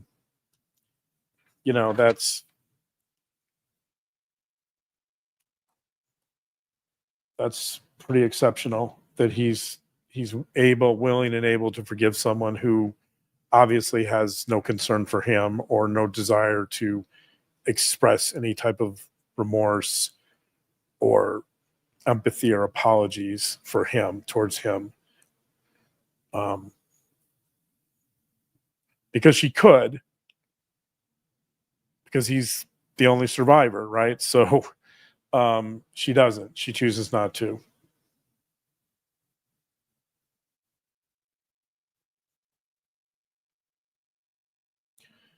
And Yeah. he ends with a similar idea that I've discussed, that many of the statements have brought up, and then he says, this was an assault on trust and the divine sanctity of the family. He says to the judge, I ask you to protect us and to keep us safe. So again, we're getting back to Kay yells at Lori and says, for JJ, on behalf of JJ, I trusted you. And here again, Brandon is reiterating this point about trust and truth, that this was an assault on trust and an assault on the sanctity of the family because of how trauma impacts everyone in our lives. Yeah. I think I have to kind of speed it up a little. Yeah, a little bit, but Lori, and I don't want to because it's such an important day, but Lori's statement and Judge Boreski's afterwards. I want to talk about the judge. Yeah, I'll just run through Trina K. So Trina K talked next. Trina was so important. Thank you. She talked about this idea of tragedy. Just quickly, I'll run through her statement. It wasn't super long. She talked about the idea that Lori kept saying it's a family tragedy, and she said that but tragedy doesn't involve premeditation. So I think that was a good point. The victims, for the victims, it's a tragedy because they have no control over it. And so in some ways it's insulting. Trina's pointing out, it's insulting for Lori to call this a family tragedy because she planned it. It's not a tragedy if you can control it and if you plan it and if there's premeditation. So I thought that was a really useful insight to point out that, look, Lori, come on, this is a tragedy for the people speaking, for the people giving victim impact statements, but not for you. You did this, you controlled this, you chose this, right? And so that was an interesting way for her to start. She also points to money. She says that money and sex are the motives here. You and I often talk about what we call the true crime trio, which is essentially greed, lust, and revenge. There's no particular revenge component of this crime, but I think she's correct to point out that greed and lust obviously played really important roles in all of these crimes. I get it though, it's easy to get lustful over Chad Daybell, let me tell you. Sorry, bad joke. Trying to lighten the mood. Yeah. Kidding. That loin fire, I get it. Okay. Let's yeah. Sorry, I know it's been serious. I finally just had to diffuse a little bit. But that lust, I'll just never understand that lust, but keep going. Some of our viewers may not even know the loin fire reference, by the way. Lucky them. The ones God that have bless been with them. us, the ones that have been following us on this case for a while are going to know what loin fire means, but most may not. So yeah, go check out Chad Daybell and loin fire. No, don't actually. Yeah, don't. You know, Yeah, don't. yeah. Yeah, don't. Brianna Whitney, the woman who has now interviewed Lori Vallow Daybell more than any other person on the news, did another one yesterday, and Lori started the interview by holding up a picture of her and Chad. We're having her on Monday, by the way. Brianna Whitney will be on our show on Monday to talk about her final, well, maybe her final, never say final interview with Lori. But yes, go on. Don't go look up Loin Fire. Move forward in bliss if you don't know what that is. So let's move on to Lori then. So Lori Daybell was next. She, of course, starts off with some, she goes on a tangent about her constitutional rights and the legal system. I mean, all of this, by the way, is avoidance. So all of this about the legal system is denial. She doesn't want to hear she doesn't want to hear what the victims are saying. She doesn't want to integrate it. She doesn't want to make sense of it. She's incapable of getting outside of her fantasy world. So one way she can do that is she can talk endlessly about the legal system and how the legal system basically railroaded her and she didn't get a fair trial. And, that to her, that's going to help. That's going to help if she has guilt, which she probably doesn't. That's going to help assuage some of her guilt, maybe. She says early on, I learned when she was learning about the legal system, she says, quote, I learned that both parties cannot tell their stories.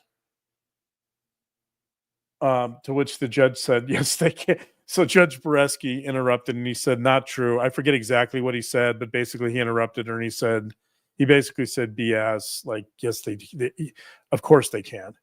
Like, your inability to tell your story or put on your defense, that's on you. That's your incompetence, right? And some of it part of what he's saying is some of that may be related to the fact that you had no defense, that you had no story to tell. So don't blame me that the evidence was so overwhelming that your story was irrelevant. Not my fault. Like, blame yourself. I think when so she goes on this tangent about the founding fathers did not intend.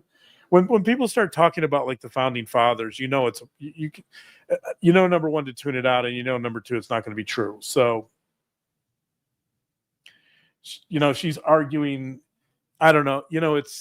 She's arguing nonsense that she thinks sounds intelligent and profound, and it's at the end. Not only is it denial. My favorite, though, while she's doing this, while she's thinking she's being profound, I love the interjections from Judge Boreski. It was like, no, what did he say? It was so. I was sitting next to Matt Johnson from Court TV, and when he first did it, we just looked at each other. Yeah, not a correct stat. Wrong. Keep going. It was like he was pushing a buzzer. Okay, keep going.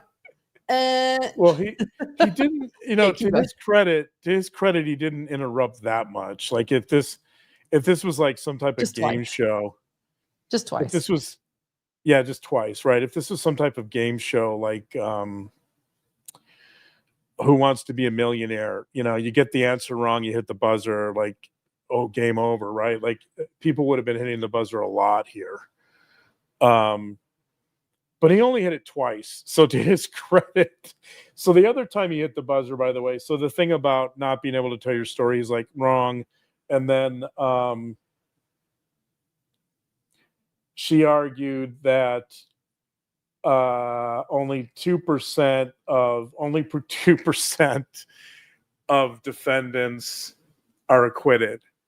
And that's the other time he hit the buzzer. He's like, no, that's false. He didn't give us the right statistic, but she was wrong about that. So, I mean, there's one thing I would say about just in general about Lori's statement is there's something about her that there's just this naivete, right? She's got this really childlike quality. Like the world is overly simplistic. It's like imaginary, right? There's this fantasy. She lives in this fantasy world. She's in denial. She's just not capable, like a child. She's not capable of processing reality, which, by the way, and I'm not diagnosing her with narcissism, but I mean, that's narcissism to a large degree has something to do with that too. A lot of narcissists have this very kind of childlike quality where they want the world to be really simple, and they want the world to kind of exist as in their imagination. And of course it doesn't. So I think, that came across, I think, to me pretty strongly, that I felt like I was listening to a kid. I felt like I was listening to a child trying to explain the world in a way that was really silly and purely imaginative. She says, quote, she called it the unjustice system, not the justice system. She said That was good. The unjustice system. Unjustice system. She says it's inhumane. Here's another line that, she said, you all of you have political aspirations, raises, all your political aspirations, raises, and job promotions were at stake. So congratulations. So she's implying that no one in the court, including the judge, can actually decipher reality except for her, because they all have these biases from political aspirations, raises, and job promotions. Like all of that is somehow going to impede people's ability to discern reality and evidence and facts, right? But to her, I guess, in the real world, people get job promotions for doing a good job. It doesn't mean they can't tell fact from fantasy. Yeah. And then we have, I think you have this, then we have what I think is probably the most important part of her statement. Do you have this clip? I think you do, right? Yes, I do. Do I have the clip? I'm starting to wake up, guys. Let's hear it. Caffeine's kicking in. Getting my second wind. Here we go. I want everyone to know that I mourn with all of you. I am sorry for your pain. Losing those close to you is painful, and I acknowledge all of the pain, and I do empathize. I feel it too. If I was accountable for these crimes, I would acknowledge it, and I would let you know how sorry I was. But I have witnessed for myself what it is like to leave this mortal existence and return home when I temporarily died in the hospital giving birth to my daughter, Tylee. When our spirit leaves our body and we return to the pure energy state in the spirit world, we immediately no longer feel hate, anger, envy, or resentment. I promise you. Okay, so I just wanted to. I mean,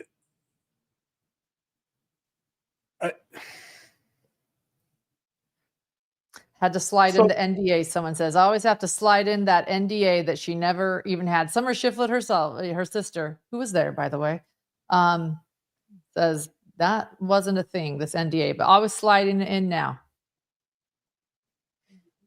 Yeah, near-death experience. Sorry, not the NDA, the NDE.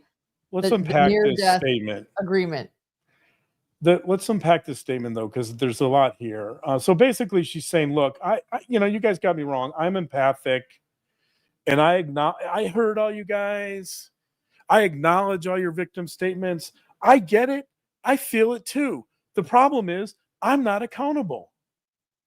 Right? She says, if I was accountable for these crimes, which she's not, according to her, I would acknowledge it and I would let you know how sorry I was. The problem is she's not accountable because according to her, she didn't do it. So, I mean, talk about a contradiction. So in other words, look, I would be empathic if I was accountable, but since I didn't do it, I'm not empathic. So in other words, she's not empathic because she's not taking any responsibility. Right. So she's saying she's not accountable. So she can't be empathic because she's not accountable. So you're not going to, that's why Colby is not going to get an apology, or anyone's going to get an apology, because there's nothing to apologize for because she's not accountable. Right? Like it's her logic is so contradictory, and so like this is part of the problem, right? There's nothing logical or rational about anything she thinks about the world. Her logic, I hesitate to call it logic. I don't know what to call it. Let's call it fiction. Let's call it fantasy, right? But I mean, even reading logic, not logic. Yeah. Even reading fiction is more coherent than this. And then she throws in, I'd much rather read fiction than listen to her, even if I think she's being fictional. Like, give me fiction any day over this slop. Like, I don't know what she's talking about. All right. So she says, when our spirit leaves our, she talks about her near-death experience. And when our spirit leaves our body, we no longer feel hate. We just feel joy and well-being and deep empathy for those we left behind. So I guess what she's saying here is that murder is okay. I guess in a way she's saying, okay, yeah, JJ and Tylee were murdered, but you know what? When our spirit leaves our body, we don't experience hate. We just experience this profound peace and well-being and joy. Therefore, if I murdered them and they're experiencing peace, and they're busy, by the way, so she gets to this line later. She says, don't worry about them. They're busy and they're in a happy place where everyone is engaged in projects they want to do.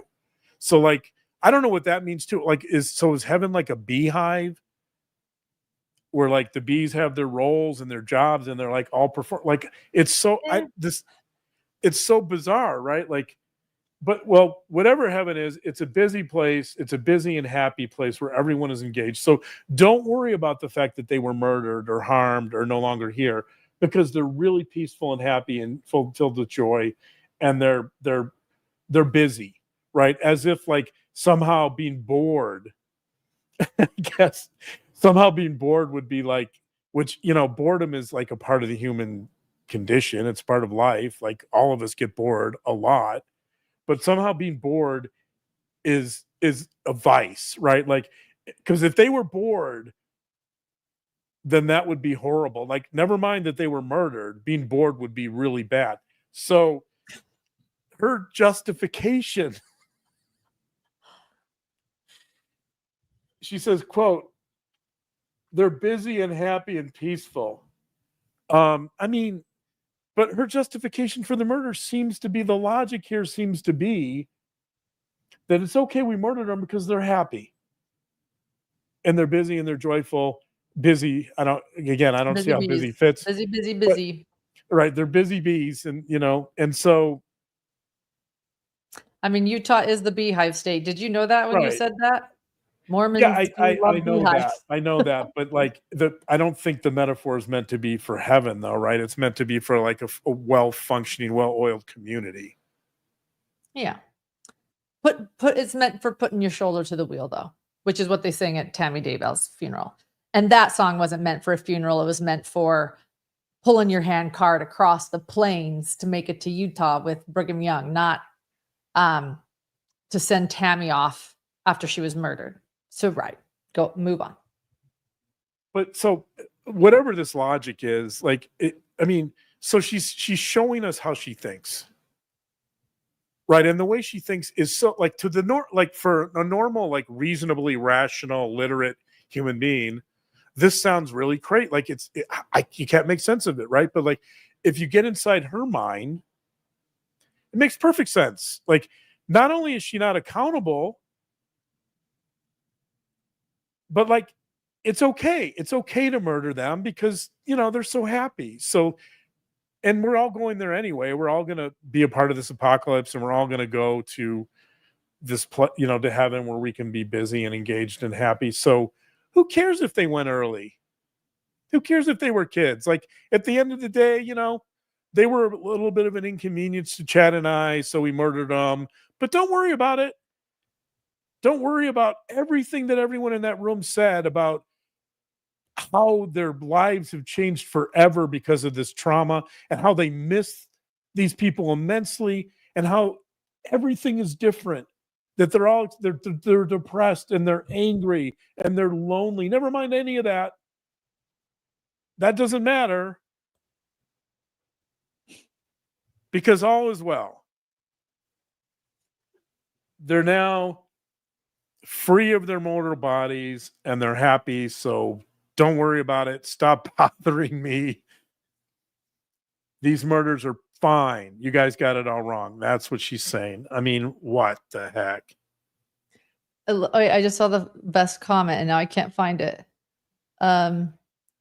We have a spicy John. Well, you guys, this chat's going so fast. I lost it, but whoever just said, apparently heaven is like Santa's workshop. It made me chuckle. Sorry, I lost it. Going too fast. Well, I wouldn't be surprised, by the way, if Lori conflates Santa's workshop with heaven. I could see Santa being a part of Lori's version of the afterlife for sure. It would definitely, it would definitely brighten it up. Yeah. Especially if Buddy's there. Yeah, buddy. So just quickly, so she gets in, then now she starts getting into like the stuff we're all familiar with. So the thing she says about accountability and the near-death experience and tying it into like the kind of the justification for murder, she doesn't say that quite as often. But this next part about how we're all God's warriors and God's going to show us great miracles, she gets into that, which essentially is her saying, and all the prisoners will go free because miracles will occur. What she's talking about is the apocalypse. So she's talking about the second coming here. The miracle is that God's going to intervene, free her, free Chad. They're going to go reign, supreme in the New Jerusalem as the God and goddess over the New Jerusalem. I mean, this is kind of old. She's rehashed this stuff over and over, but she does it again here.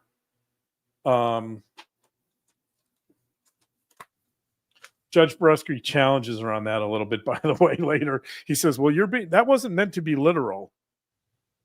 Like that's I love that. I loved it. I was like Judge Boreski is like taking a page from your book. Like, I think not so literal, Lori. Yeah. So she ends with, Jesus will call his warriors from prisons and they will all walk free. So again, like what she's talking about is the apocalypse and how all of this really doesn't matter, and everything the victims are saying really doesn't matter. It's all trivial because at the end of the day, or maybe not at the end, maybe in 2 weeks, I don't know. Like she thinks it's going to happen quickly, by the way. So she's not worried about a life sentence because she feels like she'll be released in the next couple of months, apparently. I don't know.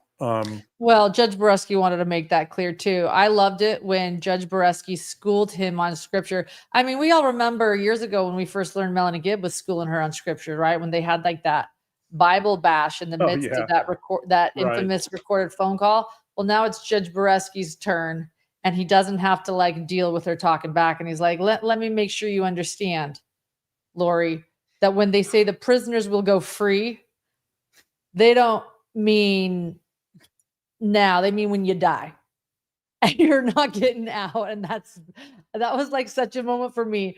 Was like, he was like, let me clarify this scripture for you as a judge here. When you die, because you're spending the rest of your days in prison.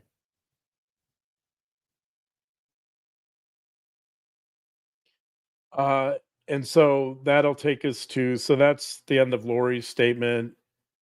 I think those were kind of the interesting components of her statement. Again, following her logic is like nearly impossible, but and again, I hesitate to call it logic. I don't know what I'd call it.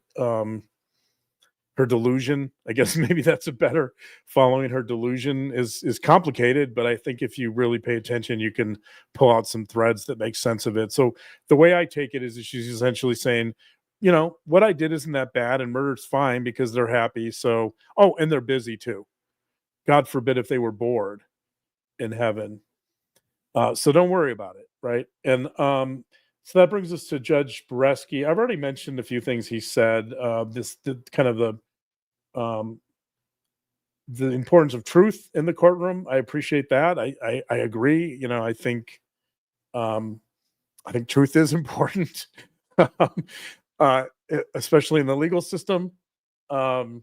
Even though a lot of people apparently these days want to they want to play these games and shenanigans around truth and legality and whatever. Judge Boreski reminds us that at the end of the day, jurors, not the judge, because Laurie wants to blame him, but jurors are the ones responsible for rendering verdicts and finding their version of the truth. Then we have a clip from Judge Boreski, right? We sure do. One second. I've seen many, many cases in my career where someone faces a long prison sentence for what amounted to one split-second bad decision. You are not that person. The amount of contemplation, calculation, planning, manipulation that went into these crimes is unparalleled in my career. Your powers of manipulation are profoundly destructive, one that undermines trust, distorts truth, and can erode the very foundations of healthy relationships and society. The impact of your manipulation has been devastating, insidious, and far-reaching, and perhaps still unknown.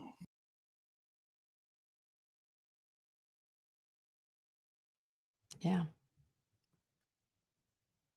I think that everything we just talked about for the last few hours, if we've been going for, I can't see the time, so I think we've been going for a few hours, but Going as long as LDS Church is. But you know what?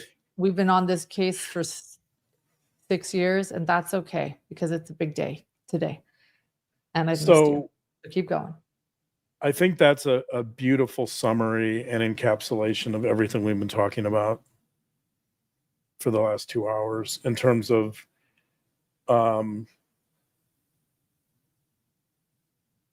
really kind of pointing out what Laurie's up to, that this is not impulsive.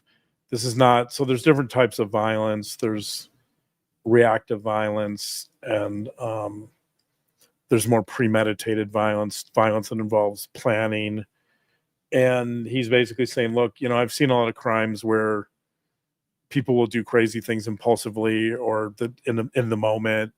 And then I've seen those people. You are not that person, right? He's like, right. Boom. You are not you. This is not like reactive violence where, somebody might get manslaughter because they weren't really thinking about what they were doing, kind of the bar fight scenario where somebody says, I hate the Raiders, being from Las Vegas, somebody says, I hate the Raiders, and somebody says, no, I love the Raiders, and they get into a fight.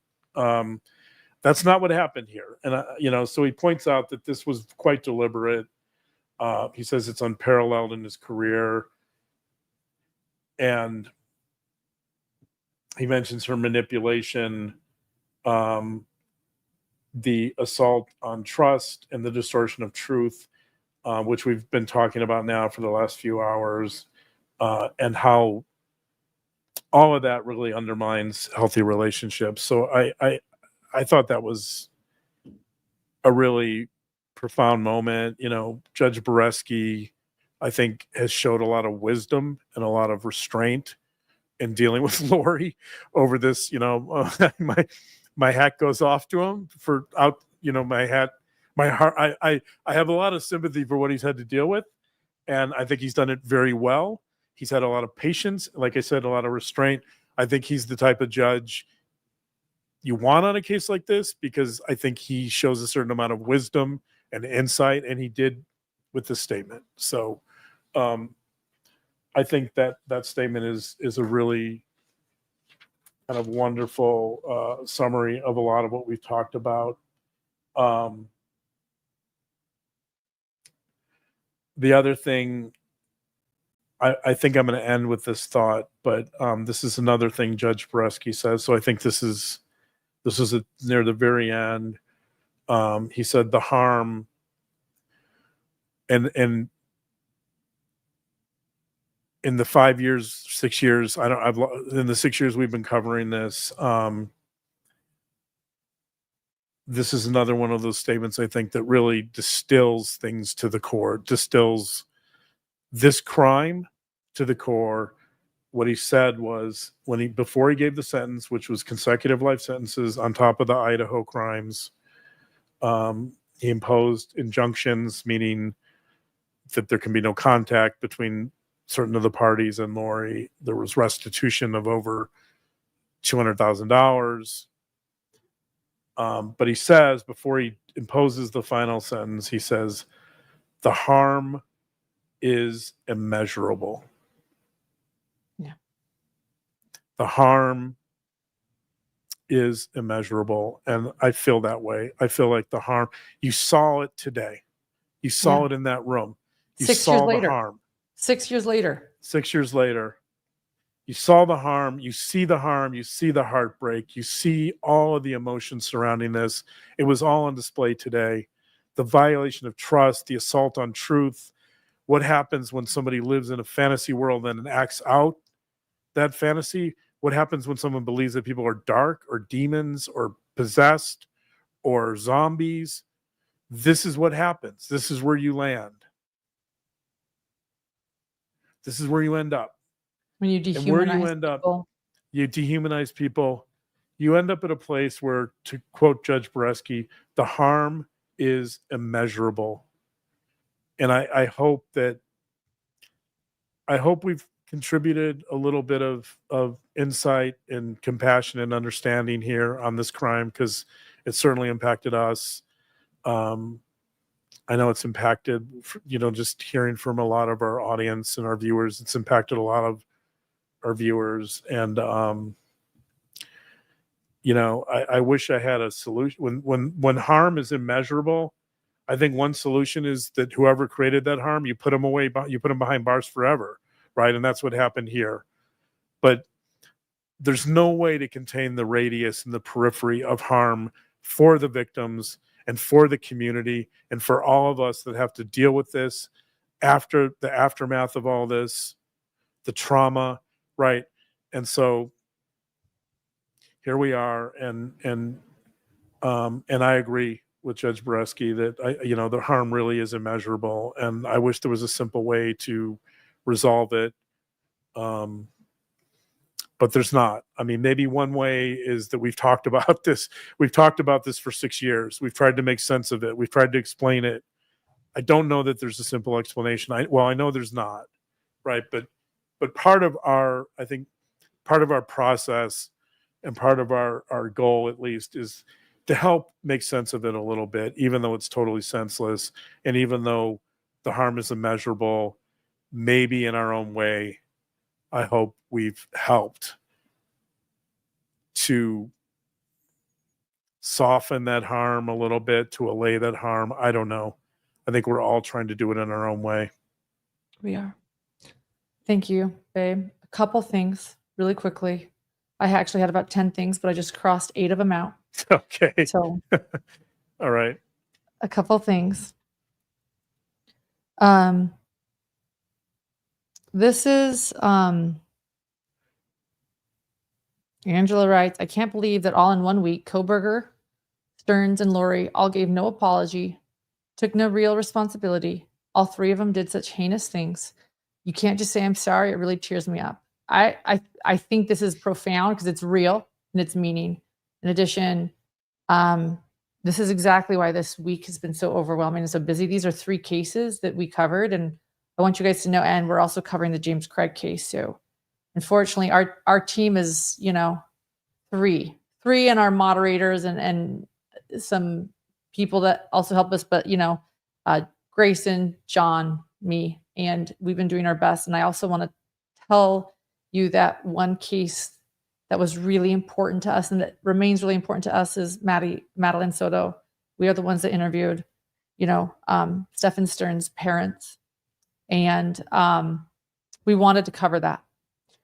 Well, we will be talking about that. I think we're probably going to do that elsewhere, though.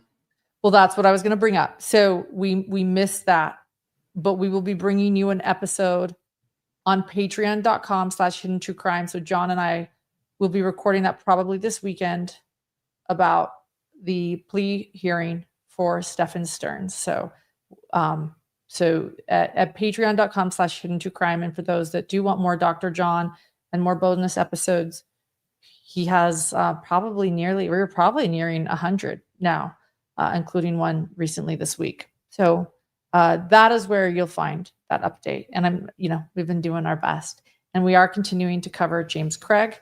There are no cameras in that excuse me. There are no cameras in that courtroom, and we are continuing to cover the James Craig trial. I also want to say that after court today, I did meet somebody who knows Judge Boreski fairly well and talked to this person for a while. And Judge Boreski, he has a lot of empathy.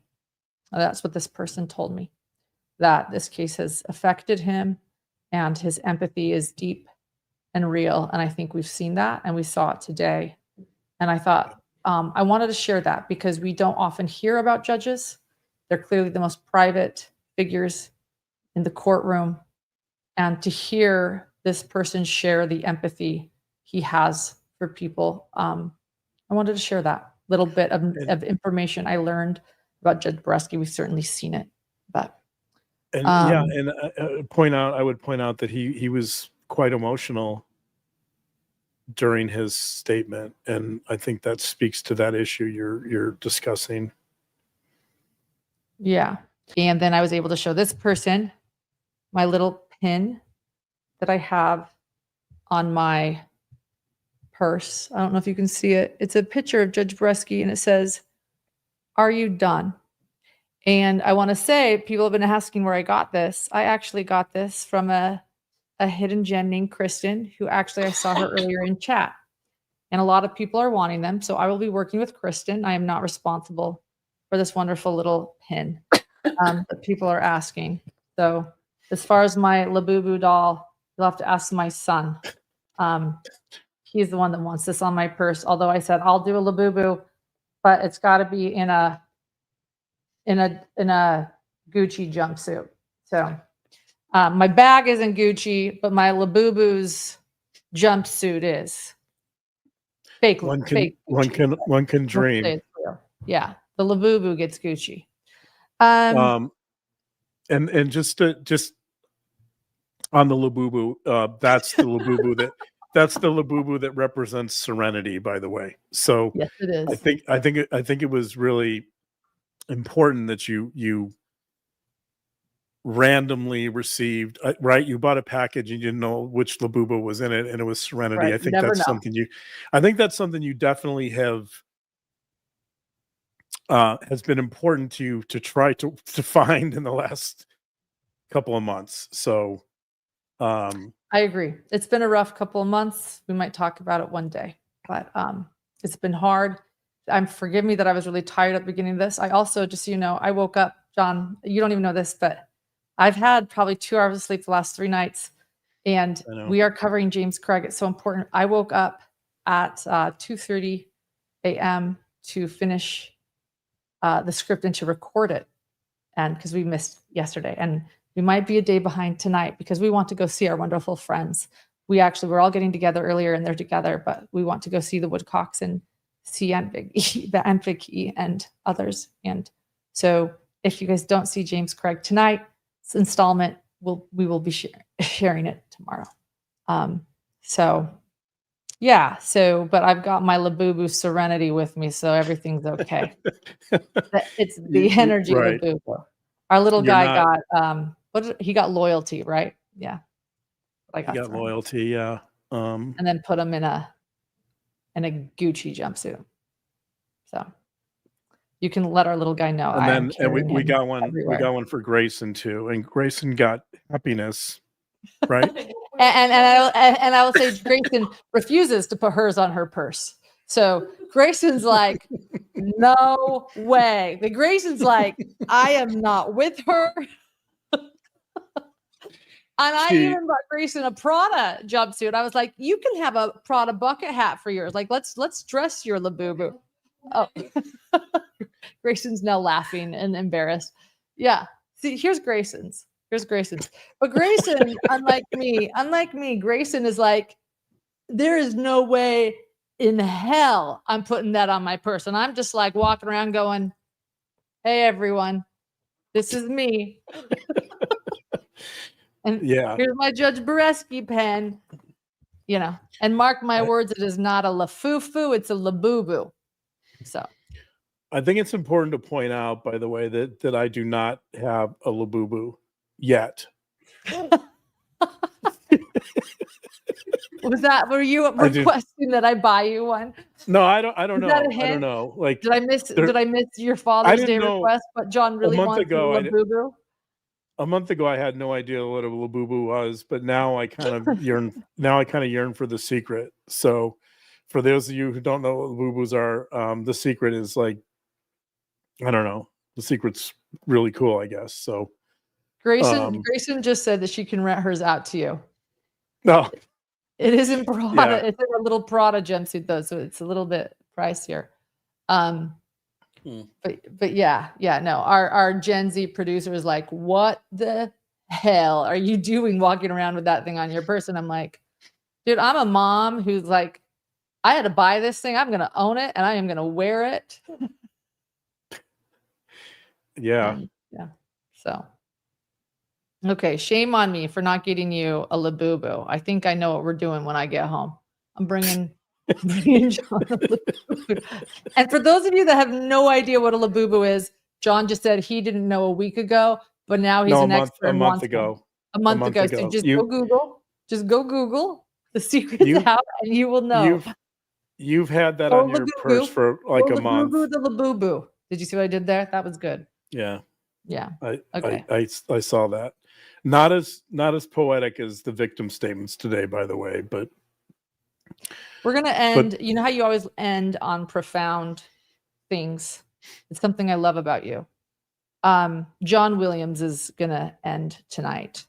Chad is a Ladudu. So. Agreed. Okay. All right.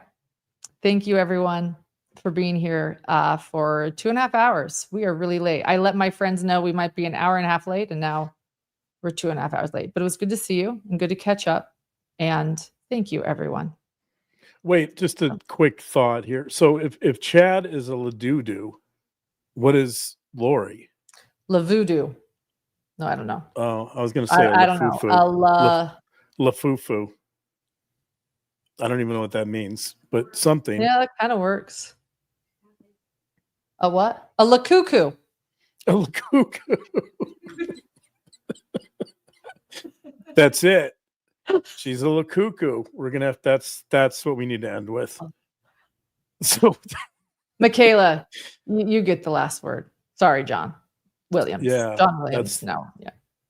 Well, no, they both get the last word. They're both great. So, yeah. Lakuku. Right. That's perfect. Love it. Yeah. All right, everyone. We'll see ya.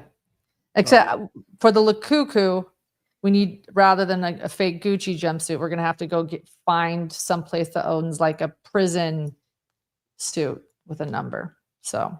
Oh, I thought you were gonna get like a straight jacket. That works too. All right. Well, I'm gonna go take off with my, and go meet some friends. And justice was served, and I was grateful and honored to have listened to all of these powerful victim impact statements. We'll see you, everyone. Bye-bye. Good night.